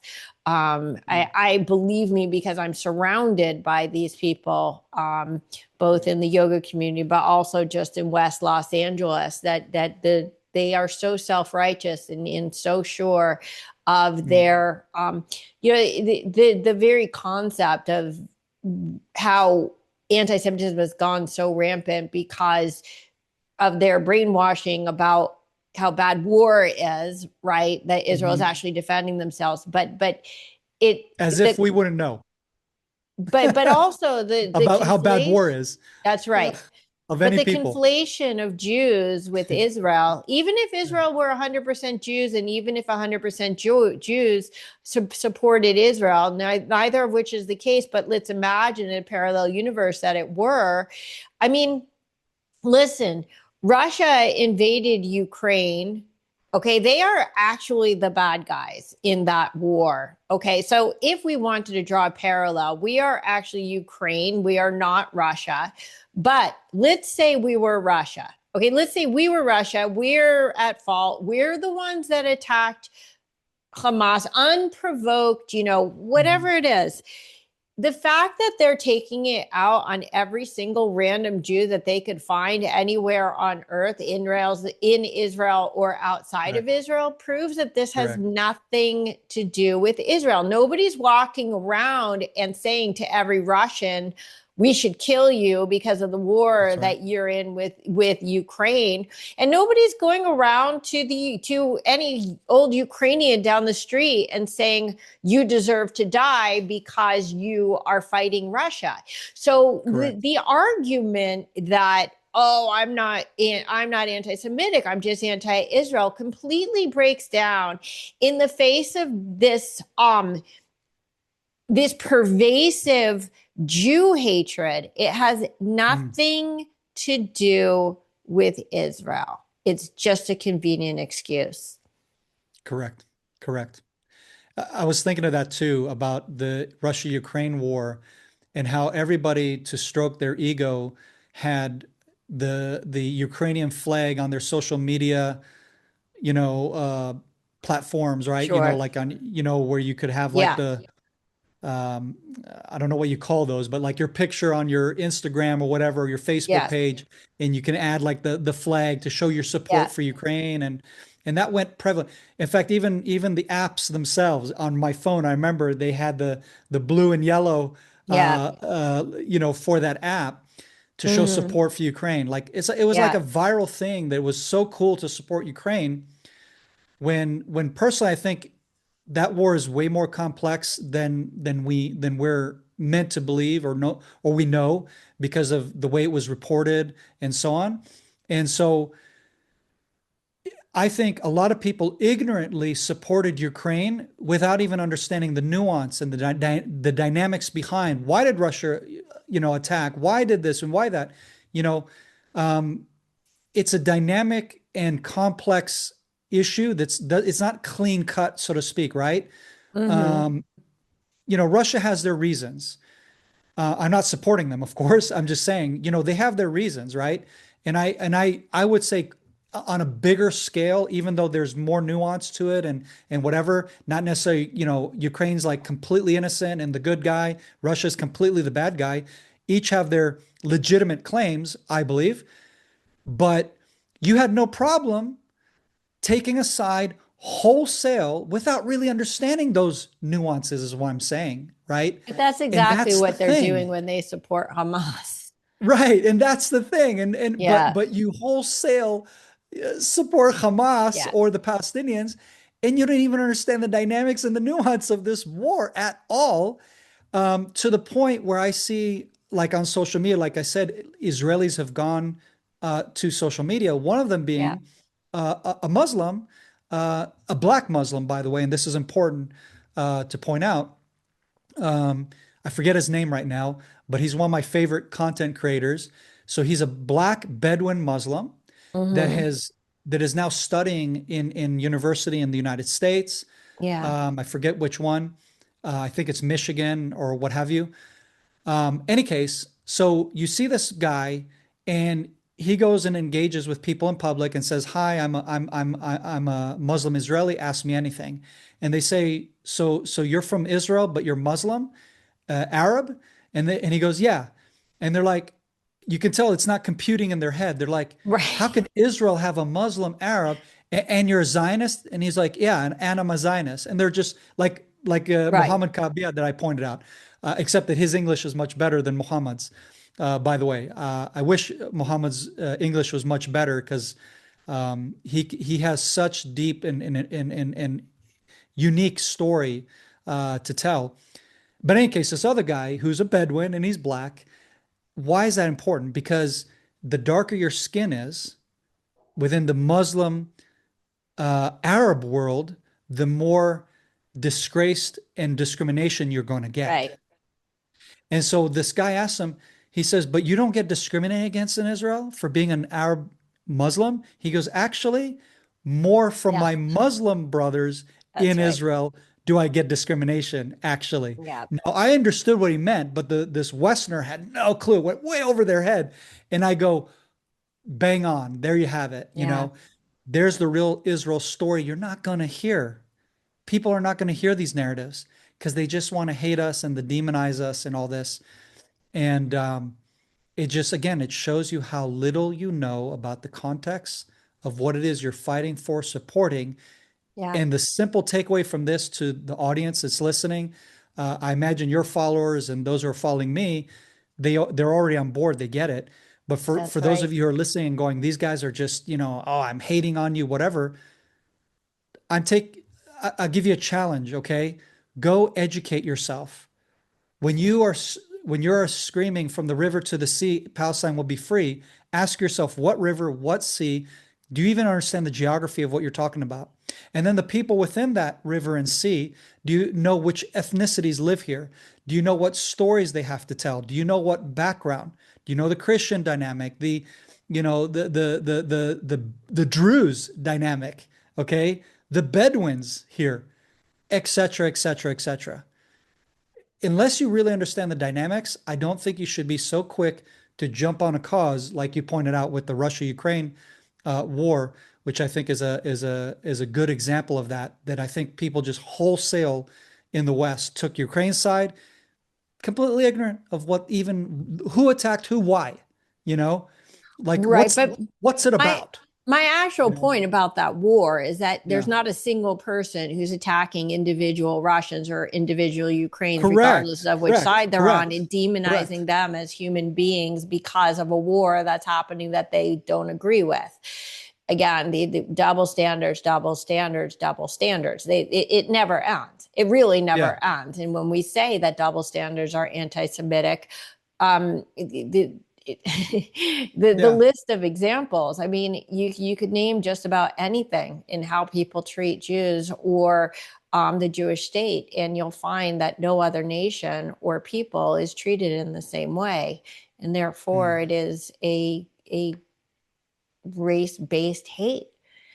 correct. I want to talk about just very briefly your advocacy and some of the different ways that it has manifested and in any lessons that perhaps have come out of this. We're closing in on 2 hours, so I do want to sort of start winding this down, but I think that I would be remiss in skipping all of the amazing and important things that you are doing for Israel. The podcast speaks for itself, literally, and anybody can find the Doron Keidar podcast wherever you listen to podcasts, including on YouTube. I'll also have the YouTube link below. I always prefer YouTube because I like seeing people, Yeah, but a lot of people I know prefer just podcasts. So one thing that's interesting to me, Doron, is that like really beyond Israel, you have partnered with U.S. Special Forces to help American law enforcement in communities prepare for emerging threats. We have seen what is or has happened to Europe. How significant do you think the Islamist threat is to America? And are there other emerging threats that perhaps we need to be paying attention to? yeah.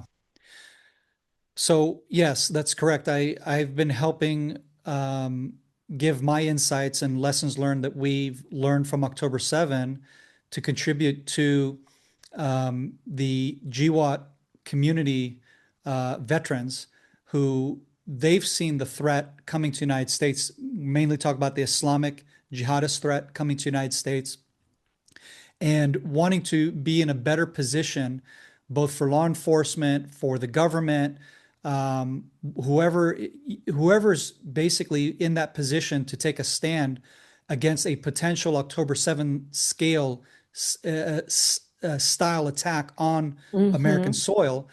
And so, they're just being pragmatic about it. They're not like pro-Israel, I support you. Would you like, they're just like, hey, who else would know best than somebody who experienced one of the worst terror attacks in modern history and it's been on the Right. front lines fighting this threat.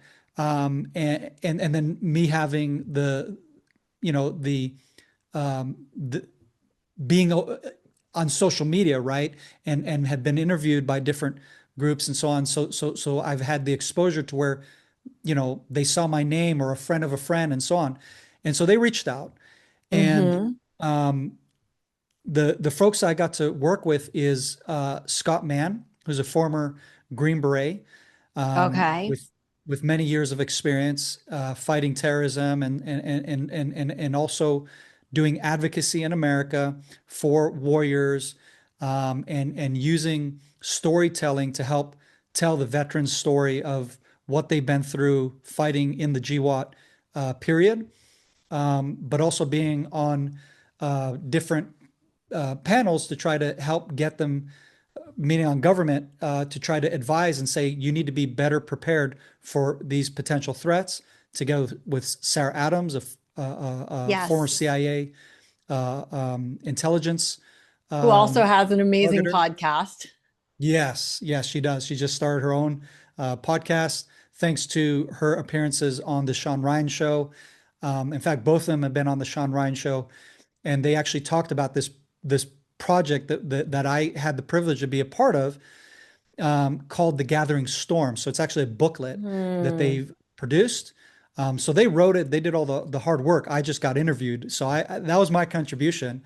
But I would say, as far as taking a step further, I got reached out to from an organization called Alert, and that's, I think, with double R.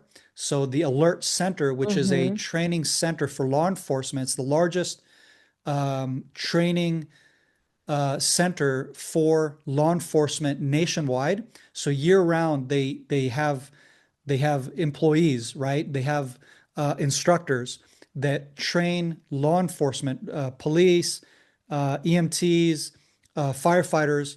So they train them nationwide to be better prepared for their jobs in every one of those respected areas. And so I had the privilege to be a keynote speaker at their conference this year in Texas, together with one of my teammates who Mm-hmm. is a former Yamam operative, which is Israel's Delta. So we brought our combined years of decades of experience of counterterrorism, nonverbal behavior, how to say, hacks, I guess you could say, Uh-huh. like, for law enforcement, which is what my partner taught on, who's, I mean, he's like one of those, like, like the mentalist, he can read you and knows, what you're thinking or what you're hiding. The Um, Israeli mentalists, I honestly yes, like the it is counterterrorism amazing. version. But it's amazing how many mentalists are Yeah. coming out of Israel, like even the entertainment kind, because Yeah. yeah, the intelligence and the Yeah. ability to read nonverbal cues is so Yes. important. Yes. So this is tactically in a counterterrorism Oh, they're aspect. not just guessing what card you're holding in your hand. No, no, no, no. He's not that kind. No, no. So I Yeah, mean, I know. yes. So like the mentalist that you Yeah, think, oh, this guy has superpowers. No, yeah, he's just reading your nonverbal cues, and amazing. he's good at that. Hmm. Um, and so teaching this to law enforcement, right? So our lessons learned from October 7, what kind of procedures, what things we did, what things we could have done better, etc. So for us to bring this to the future uh, law enforcement that will have to deal with these future threats in America, to me was Hmm. such a huge privilege and such a huge contribution. And by the way, shortly thereafter, just a few months after, it was folks that were part of the alert, because these police officers, they actually have to sign up and be a part of the alert, right? So Yeah. it doesn't just, they serve the community, but you have to engage with them. You know what I mean? And Hmm. so the officers who responded to one of the terrorist attacks in America just a few months after this conference were part of this program, and they engaged with the terror threat and eliminated it very successfully and efficiently. And Hmm. that's not just thanks to, of course, I'm not trying to take credit for us. We had a small cog in the wheel. Right, Um, right. but it's the instructors that year round are teaching these police officers, right? And firefighters and EMTs, they're giving them the tools and giving them the edge that the most of police officers and firefighters and EMTs out there who, they just went through their studies to become one of those Yeah. disciplines and they do the job and that's it. But these are the ones that want to excel and to be better, right? And having that edge, right, within their departments is huge. And then just to see a testimony of that on the website later to say, hey, these were the guys who went through the alert training, you're like, Yeah. yes, it works, proof of concept, in the field. Sure. And to see your contribution, it's so satisfying. Again, I just came in and did a one night, so to Yeah. speak, in and out, teaching, whereas Right. these instructors are doing it year round. Right. And then those are going to the center and learning year round, right? And taking time off from their family, their downtime, investing in this, their department investing in them to go and so on.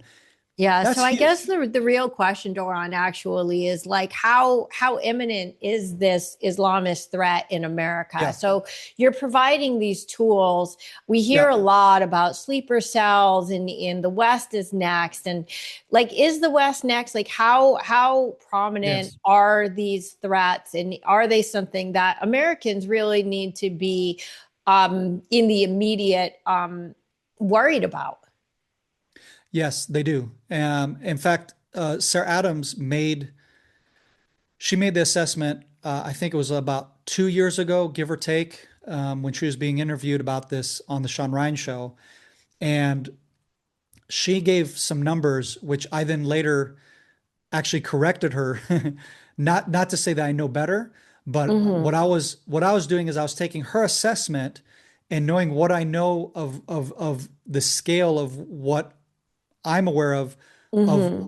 those have infiltrated into the U.S. who have nefarious plans, terror plans. I knew the number was higher, and I said, actually, the number is higher than what she said. So Yeah. for those of you who heard what she said, think that times 10, which then she's actually come out later to actually clarify and say, actually, and I think it's not because what I'm assuming what she was trying to do is not to give too much of a fear factor to the audience to where they would just kind of shut down, right? So it's like, how do we carefully feed this information to the masses without them thinking I'm trying to fear monger them? And so Hmm. she was trying to be genuine. I mean, I'm just assuming. I don't know. I didn't ask her actually. I should have Hmm. asked her at some point when we did talk later. Um, all that to say that what you need to understand is that many of us are who are in this world of counterterrorism, we're aware of these Hmm. threats for years. It's not a new thing. You Right. also have people in Canada that I've met in the intelligence community who are telling me their concerns. You have people in Sweden from SEPO who have told me their concerns. SEPO is the equivalent to the CIA of Sweden, and terror threats in their own country. So all of us who are in this world, we're very much aware of it. But I guess in a way, it's like we're used to shouldering that threat on our shoulders, and in our counter-terrorist um, um, actions that we're trying to do, if it's Hmm. diplomacy with our governments and getting them to listen and to internalize, like, do you understand what we're talking about here? And for them also not to be like, oh, you're just fear mongering, right? So Yeah. that's kind of the challenge we have. Politicians want to shove this under the rug because it affects their political aspirations, right? Hmm. And I think Sarah has been the boldest person in the public space to really put her career on the line, her name on the line, and to sound the alarm before all of us, right? Yeah. Um, and so I really take my hat off to what she's done to make people aware of this. And what I'll Yeah. tell you is, yeah, the threat is very real. And we're talking about, in my opinion, we're talking about tens of thousands of operatives who are sleeper cells in America. And my estimation is that based on the intel, unless we're going to crack down on it, which I believe the Trump administration has been taking this threat much more seriously. And it's Hmm. actually the Biden years, the Obama years who have let these threats into the country, right?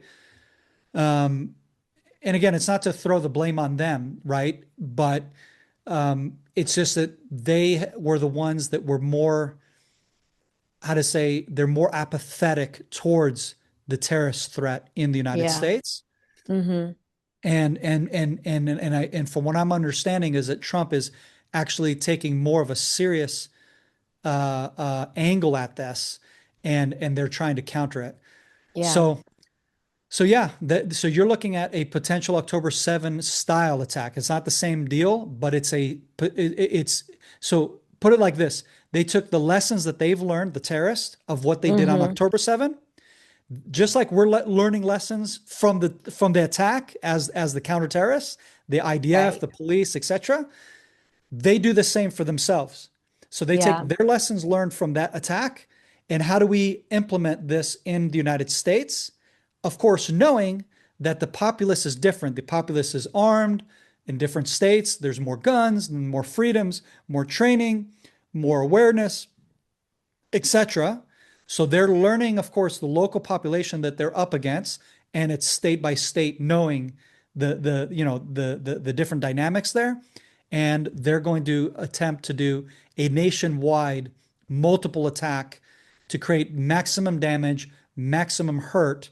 We're Yeah. looking at power grids that they're potentially going to take out. We're looking at um, um, the first responders, that they will counter the first responders who are trying to get to the place where the attack is happening, the active terror threat, right? Hmm. We're looking at soft targets like churches, synagogues, and mosques.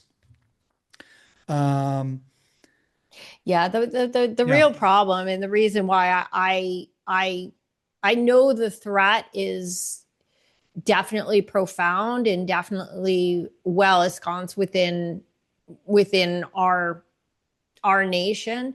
However, when they have put all of their resources towards this propaganda war of turning minds towards Islamism and away from Jews and also Western civilization, that after all of these tremendous wins that they've had in the propaganda war, they would be shooting themselves in the foot to launch any sort of major attack on the West right now. I think that they're going to focus on very, very small, because anybody can say, oh, okay, well, two people were shot in the head, or somebody died because a Molotov cocktail was thrown at them, or, these are things that people might go, oh my God, that's so bad. Okay, what's on the next page? But if there were a 10/7 or a 9/11 that were to occur right now, my guess is that it would completely undermine their tremendous efforts to win the hearts and minds of the West, which they've done so effectively. So, in a mhm. weird way, I think their propaganda machine becomes our biggest defense from a major terrorist attack on our soil. Does that resonate with you at Yeah. all? I agree, which is why I don't think we've seen an attack, a major attack yet, right? So the sleeper cells are there.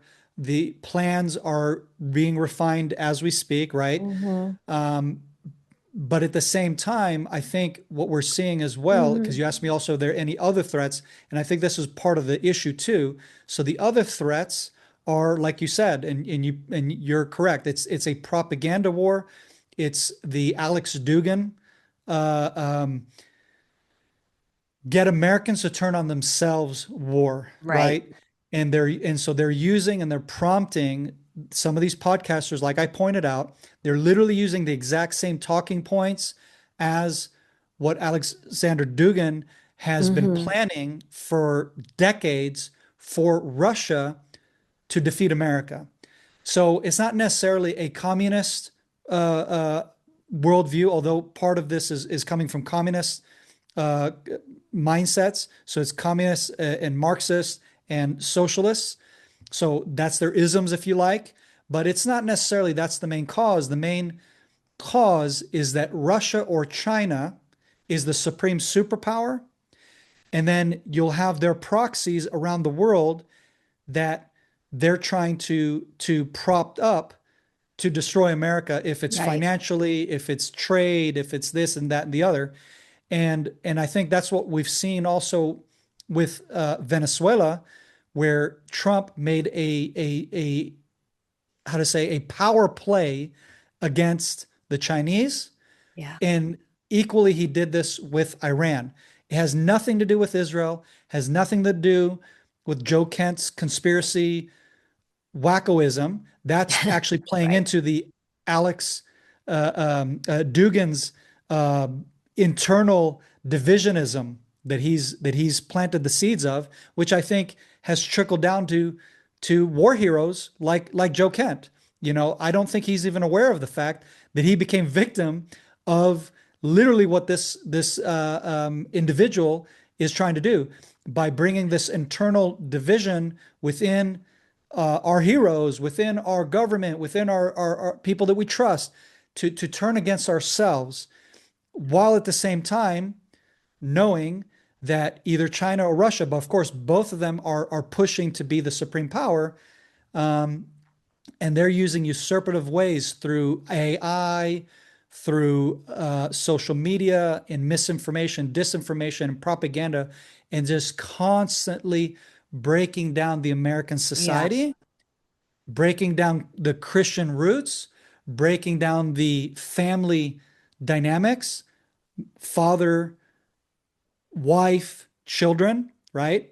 And so how do they do it? It's to get us to believe that you can have wife, husband, husband, or a woman that has Well, a it's sex change to become a man or whatever. So it's but all of these, also like the whole it's the whole socialist. framework of the family and faith and so on. So it's, what I mean? It's eroding into our society because they know that if we can morally defeat America, then we will be able to defeat them militarily without really firing too many shots, because we've caused them to erode from within, because they know America's undefeatable because of its morality. And that's what for those who know and have looked into it, then that's what they've expressed. Like, we can't beat them, militarily, but they've concluded this is the only way we can do it. One of the ways we can do it. Well, the DSA is specifically against the nuclear family. I mean, forget about any other, permutations of what's considered a family. Like they're just like, we believe that, there is no reason to have two parents in a family, and like that they're defending the breakdown of the nuclear family. I mean, it Yeah. really is so pervasive, and it astounds me every day how stupid people are. I mean, astounds me. Yeah. I Yeah. mean, even if you just want to go to a purely scientific biological level, human beings and all beings were created to procreate and Correct. to I create can't procreate family with units. yeah, It's not with a fake rocket woman. science. I It's wanted not going to to work. talk about some of the more positive things that you've been Yeah. working on to sort of close out the show. Just one other thing though, Uh-huh. that's also important for people to understand as well. So all of what I just pointed out, it's also known as the Red Green Alliance. Yes. And so what they do is it's like it's also like they call it the horseshoe effect. It's like so Islamism and communism or Marxism have nothing in common. Yeah. Right. But what they do have in common when they meet in the middle, like the horseshoe, Hmm. is the anti-Judeo-Christian That's right. faith and ethnicity of the Jewish people in specific. So it's anti-Semitism, but it's also anti-Christian as well, because they derive from each other, right? And so that's also important for people to understand, because you might say, well, those are completely extremes. They have nothing to do with each other. That's true. And they Right. don't. But ironically, and what a lot of them do is they fund each other and they support each other in different ways.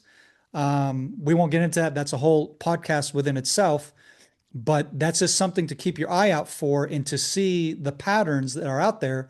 And essentially, those are all the collective whole threats against the Yeah. West because it's not just Sure. America, it's all of Europe as well, is to Yeah. try to erode and do away with the Christian roots and to bring in these isms, these ideas, humanism or whatever. And you're like, like what? Yeah. What's the Well, deal? Where'd this to come from, you know? to be anti-Western is to be against Judeo-Christian values. Yeah. That goes without saying. Judeo-Christian values are the foundation of Western civilization, and law and order. So that being said, I mean, you have actually also done like a lot of like really quite extensive work in Christian advocacy. Mm. In fact, the last time I saw you in person was, as you mentioned, at the U.S. Yeah. Embassy in Jerusalem, Yeah. where we met with Mike Huckabee as part of the Christian Voice delegation. I'm wondering, Doron, why is advocating for Christians important to you, and how does that fit in with your Jewish values? Mm. For me, it's important to fight for the Christian community here in Israel because this is the roots, this is the foundations, this is the birthplace of the Christian world globally. This is where all Mm-hmm. started. Jesus and his 12 disciples from Galilee, right? They met daily at the temple in Jerusalem. It was Pentecost where the Holy Spirit was poured out on the Temple Mount, by the way, for the Christian audience who are not aware of that, because I know there's a misinterpretation of the location of where this took place. Many tours, Israeli tours, will take you to the upper room, and this is where this happened. And I'm like, seriously, guys, because again, I'm when it comes to faith and when it comes to archaeology and when it comes to manuscripts and historic truth, I care about all those things. I don't just follow my faith blindly and believe in unicorns, even though I can't show you one. You know what I mean? And I guess you can make fun of me and say, well, show me your God. No, um, so that's probably the only exception. Yeah. But as far Mm-hmm. as like this historic records and archaeology and what have you, um, you'll know that the Temple Mount is very central and very, very the focal point of the birthplace of Christianity and where the gospel spread from this big event. And then also we know from Cornelius, which is also in Israel, in Caesarea, where he met with Peter, and his family were the first Gentiles to receive the Jewish faith and the Jewish Messiah at the time. It wasn't a Christian or Gentile thing. And that's essentially where the Gentiles get brought into the Commonwealth of Israel, and essentially Christian thought and teaching and so on spreads from here. So this is the birthplace of Christianity, and Christians are the how would you say they're our brothers, our faith brothers to the Jewish world because they've adopted and had their faith received through us. And like Mm-hmm. you heard, one of the bishops, I'm not going to name which, but one of the bishops that met with us to meet with Mike Huckabee to talk about the Christian cause in Israel, he said to us how important Israel and Judaism is to his own faith. And I think any Christian who really understands their roots and their history, they understand that basically we have a common fate in so many ways. Mm-hmm. And for me, because Christians have contributed to the founding of the state of Israel, to the rebirth of the state of Israel, through Christian Zionism, through Ord Wingate, who helped create an IDF for us, a defense force when for 2,000 years nearly, Jews in the diaspora were the punching bag of the world. We lost our fighting spirit. People think of us today like, oh, Israelis are so hardcore. For Mm-hmm. 2,000 years, we were not hardcore. For 2,000 years, we were the world's punching bag. We did not fight. We did not defend ourselves on, a few exceptions. Um, and really, it was a Christian Zionist that kind of revived the Maccabee spirit within the Jewish Mm. people and helped us create a defense force, the IDF, that today has done miraculous things, really. Because because again, I know our military, I know our capabilities, and I know, you know, in comparison to other militaries, we're not that great, but we have such a supernatural, really, it's a supernatural military. And it's like God's on our side in so many ways, is all I can say. Like Hmm. we have so many miracles. Like I can't chalk it up to professionalism, to better military than name the nation that's so Hmm. professional. And then a nation and a state, statehood, um, government, right? A revived leadership, which again, we were without a king, without a ruler for over 2,000 years. Again, that's something that the nations contributed, the Christian nations in specific, Christian Zionists, because they saw prophecy about Israel being rebirthed as part of the redemptive process of God and the coming Messiah. And because of their contribution to us in helping us be who we are, the least I can do as an Israeli in the state of Israel is contribute back to help our brothers back. And if that's to Yeah. give them equal representation in the state of Israel and in our government and in their holy sites in the land of Israel and preserving those holy sites and beautifying them and basically strengthening our Christian community within the predominant Jewish state of Israel. To me, that's kind of like a given, a must. Like, how could we not, you know, Yeah. based on all of that history and joint history that we have together, and not to mention that the Christians here, many of them serve in the IDF, many Yeah. of them are police officers, many of them are some of the best salt of the earth of the state of Israel, both in public diplomacy, you name it. I mean, they're some of the best we have, equal to the Druze community, who are also exceptional citizens of the state of Israel. Yeah. Um, you're an exceptional citizen of the state of Israel. So okay, on top of all this, you're the leading man and executive producer of the film I Am Israel, The Mountain of the King. Just to add to your long list of advocacy roles. What is this movie about, and what is it that drew you to it specifically?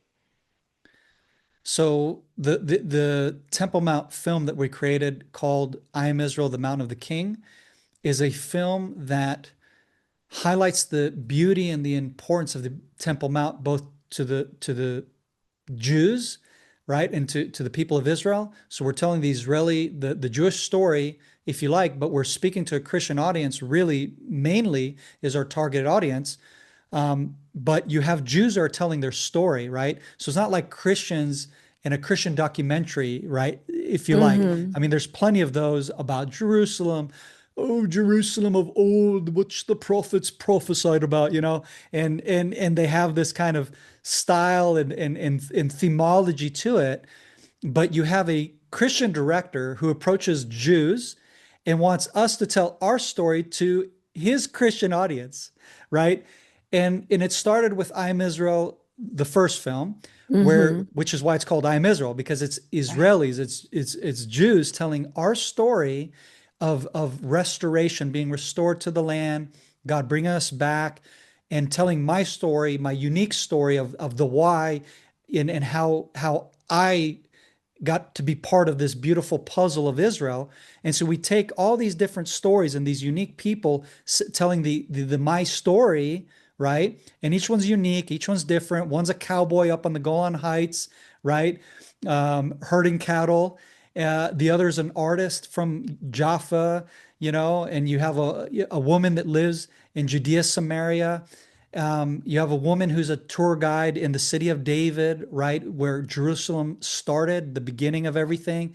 And so what he did is he basically showed you the Israel that you don't see through these boring documentaries, um, and and really not really highlighting the beauty of Israel either, right? By filming in a cinematic way the very diverse gorgeousness of Israel, really, Hmm.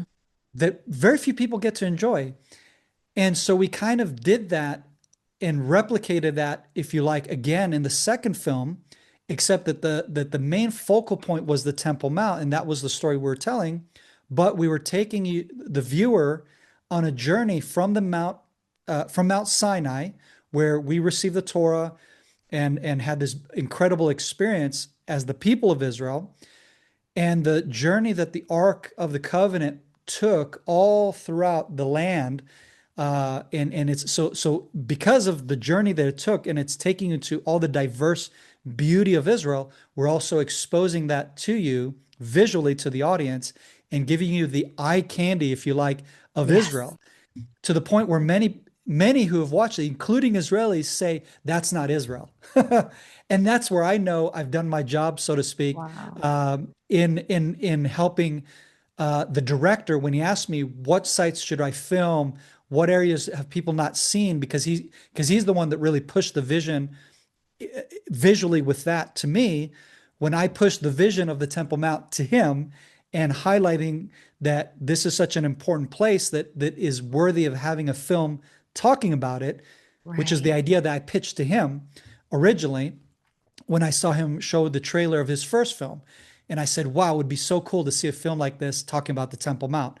And that's what gave birth to this film and this collaboration between the two of us, and both of us bringing our unique angles and visions together, and having the collaboration of some beautiful, amazing people that helped work with us on this. Folks from Hayovel, or as people know them as the Israel guys, you know them on the YouTubes that they have. But those are the Andrew and guys that, I did a show with them. Andrew Fox and I did a yeah, show with the yeah. Israel guys last time we were in Israel. So, Yeah. so for those of you who have seen that episode, then you know who I'm talking about. And so those are the guys that we collaborated with that Nice. really, as Christians, they know the heartbeat of Israel, I would say better than most, because they've worked here for so many years. They've been involved intimately with such incredible characters themselves. And I Yeah. think they even, that's right, they have this really good documentary style series, or I don't know how you want to call it, but it's called the Joshua and Caleb Report. And I encourage people to watch that series, where they do a similar storytelling of these individuals telling their story and their unique position in Israel, and kind of giving the viewer an angle that they probably have never thought of or seen before. And with our collaboration, all of us kind of bringing our talents together, we Nice. were able to produce this incredible film. Beautiful. And you talk about the Temple Mount, which again is yet another one of your Yeah. advocacy issues. You've got the Correct. Cry for Zion, a movement Correct. advocating for Jewish rights on the Temple Mount. It's a very, very complex and fraught discussion. Again, that nobody really cares to look into the nuance. I shouldn't say Correct. nobody, but we have seen some tremendous progress, I would say, in the last few months regarding Jewish rights on the Temple Mount. But can you explain what the Cry for Zion project is about and its Yeah. implications for the current status quo?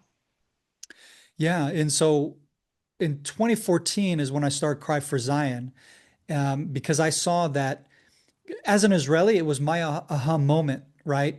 Because I would have friends of mine, tourists that would come to Israel, and they would see riots sporadically happening up on the Temple Mount, and what's that all about? And I honestly, I didn't know. I was like, I don't know. It's just the crazy Muslim extremists, deciding to riot again, like an Antifada. I mean, I don't know.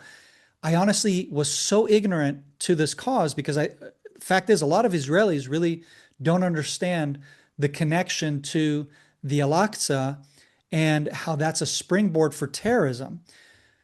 Post October 7, this is the first time I would say most of the nation now knows and Mm, understands, because they made that so prominently, how to say, advertised through their why they did the October 7 attack, calling it the Al-Aqsa flood, right? And right. so So I think that woke up a lot of Israelis currently in 2023.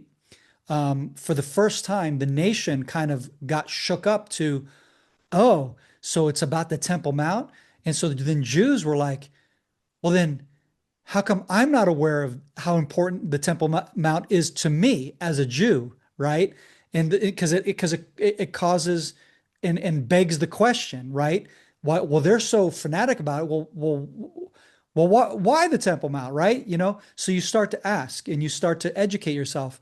Thing is, I had that aha moment back in just before 2014, actually. I forget exactly when it was, when the coin dropped, that it was like, oh, it's actually because of their Islamic aspirations for the Temple Mount.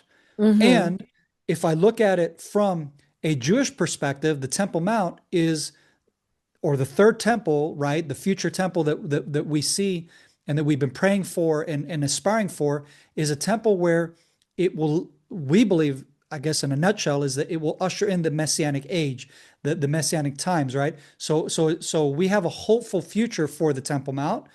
And then the Christian version of that is both hopeful, but also very devastating, and Gog and Magog and the Temple of Antichrist.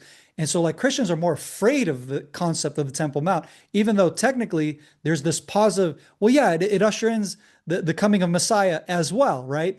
And the Messianic rule and the 1,000-year reign and so on. And so when I did a deep dive on it and was asking, okay, so because I studied Christian theology back in the day, and I remember asking, so why didn't any of the Bible teachers that I studied under, how come they never mentioned the Temple Mount? How come it wasn't a central thing for them? I mean, you know, Mm-hmm. um, and when I studied it from the New Testament, you see that Jesus was all about the Temple Mount. The disciples were all about the Temple Mount. They met there daily to pray, to worship. This is where, like I said, the outpouring of the Holy Spirit happened in Solomon's portico, is where it's believed, because that's what is mentioned in the book of Acts, Acts chapter 2, for those that want to read. You have this big, amazing event that happens that shakes the Christian world, and it's kind of the foundation of, this is what kind of established the church in Jerusalem. Mm-hmm. Yet, very few Christians know about this, connect with Mm-hmm. that, are aware of that. And then I was like, okay, so we need to start a Temple Mount advocacy to help educate the Christian world and to get them on board for this cause of the Temple Mount, that a few fringe groups in the Jewish world have a cause. Because I thought, what better collaboration between the Christian world and the Jewish world, rather than just the Jewish world singly fighting this cause against the big, massive billions of Muslims around the world that would be absolute against it. And the other reason why it became, because again, it's for Jewish rights on the Temple Mount, Jewish prayer, Mm-hmm. and freedom of worship is what we're petitioning for. But why the Christians? Because again, I'm seeing a prophetic repetition, in my opinion, from studying the rebirth of the state of Israel, like I mentioned, that it was Christians that supported and helped the Zionist movement, right, to Mm-hmm. focus on Israel, because the Christians were the ones telling Theodor Herzl, like, look, it says in the Bible, like, you need to be restored to Israel, Eretz Israel, not somewhere else. Mm-hmm. Forget Uganda, forget whatever, right? So it's like the Christians were used very strongly and very powerfully to get us on course, the nation of Israel, and then the Right. rebirth of the state, and then also the military.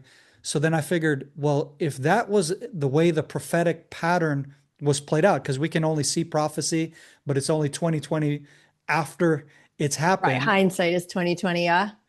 So Christianity likes to interpret things ahead of time. Judaism has a Mm-hmm. different way of interpreting prophecy. The Jewish sages and rabbis and whoever, they like to Mm-hmm. talk about and theorize what maybe it could be and whatever, and we have different ideas, but nobody's kind of dogmatic about it like you have in Christianity. And so my goal was to help the Christian world be like, look, this is what I'm seeing as the pattern. Maybe I'm wrong. I don't know. Maybe I'm wrong, but I'm seeing this pattern, and perhaps God's going to use the Christian world to restore us to the Temple Mount and Judea, Samaria, right?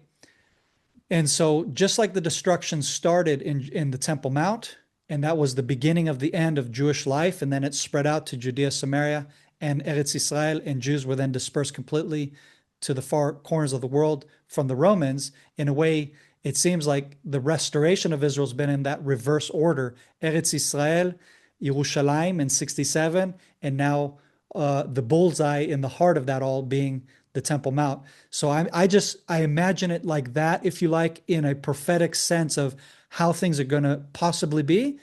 Maybe my interpretations are off and wrong, but the more I've had dialogue with my Christian friends on this topic and discussing it and how they fit into this pattern, many of them are very excited of the prospects of them being a part of helping the Jewish people build the third temple. But again, my focus is more on freedom of worship and prayer on the Temple Mount. It's less about the building. It's less about the sacrifices and the physical aspects.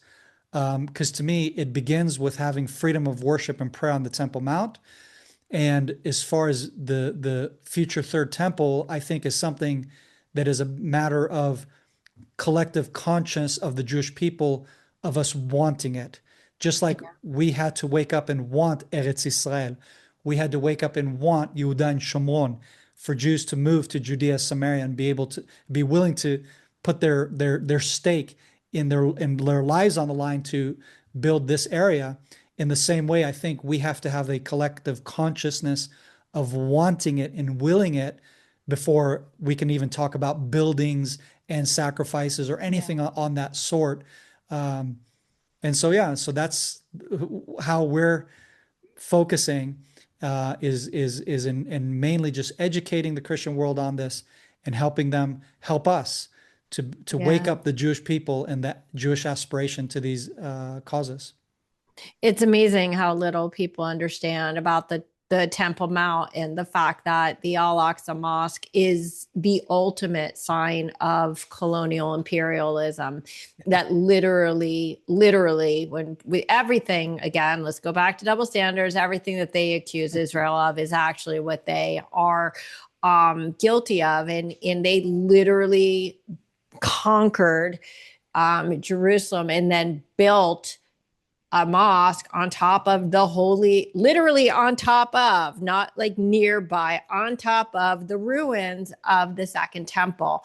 And then the enforcement. And then the shrine on top of the Holy of Holies. That's right. To be clear for the audience, by the way. Yeah, that's a small nuance. And then the very thought that a Jew is not... First of all, it's hard to ascend and you can only go at certain times in certain places and whatever, but that you're not allowed to pray. I mean, talk about thought police. It's so unbelievable that you could be arrested if you try to bring in a siddur, or if you look like you're praying. If you look or a Bible like for Christians, you're not allowed to go up with a Bible, by the way. Like, the regulation. And the same for Christians. They're not allowed to pray up there. Yeah. It's astounding. So anyway, to finish off, let me ask you some fire round questions. Okay. 3 really quickly. Number 1, what is one inspiring trend, movement, or organization we should all be keeping our eye on? Wow. I would say what we should be keeping our eye on is what we're seeing in light of the assassination of Charlie Kirk. We're seeing a movement, I would say, of many young Americans that are wanting to go back to church or go to church for the first time, dedicate their lives to God, etc. And I would say that's something to put your eye on, because I think that has huge potential, because it's not just TPUSA or anything like that. It's much bigger than that. Okay. It's much bigger than that.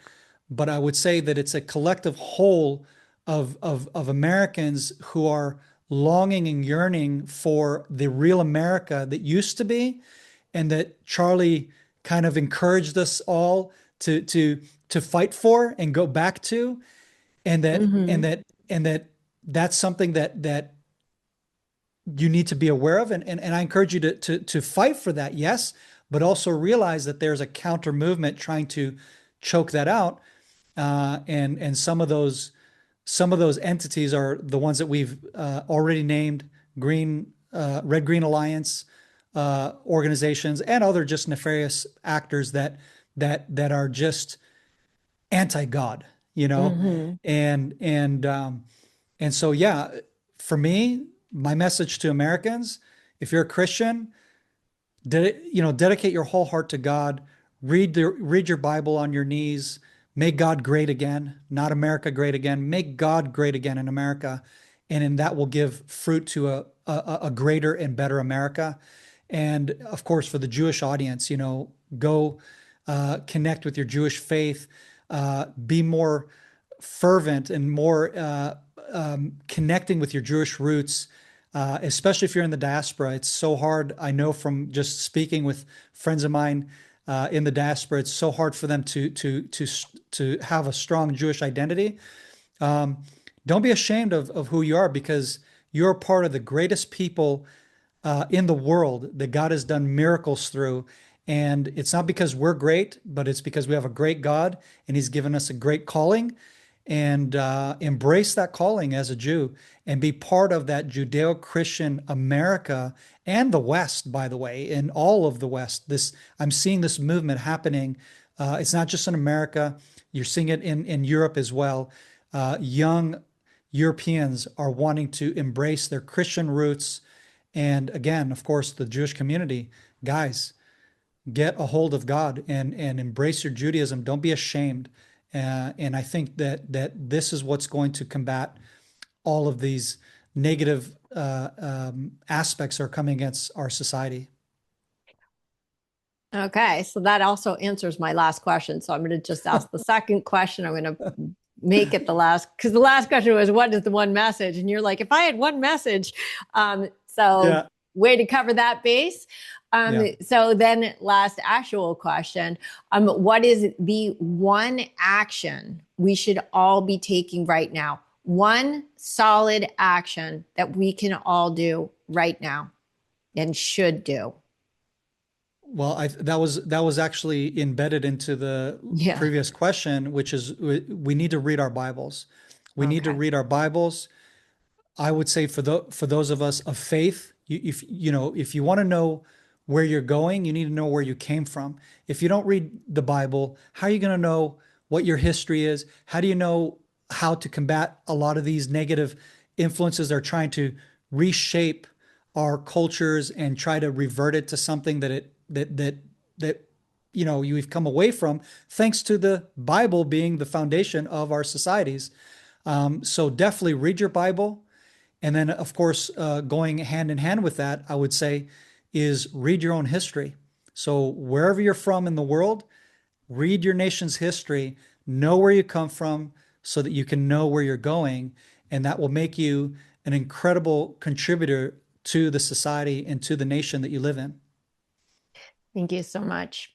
Doron, thank you for your fight. Thank you for being the light. And as always, I'm Yisrael Chai. Thank you.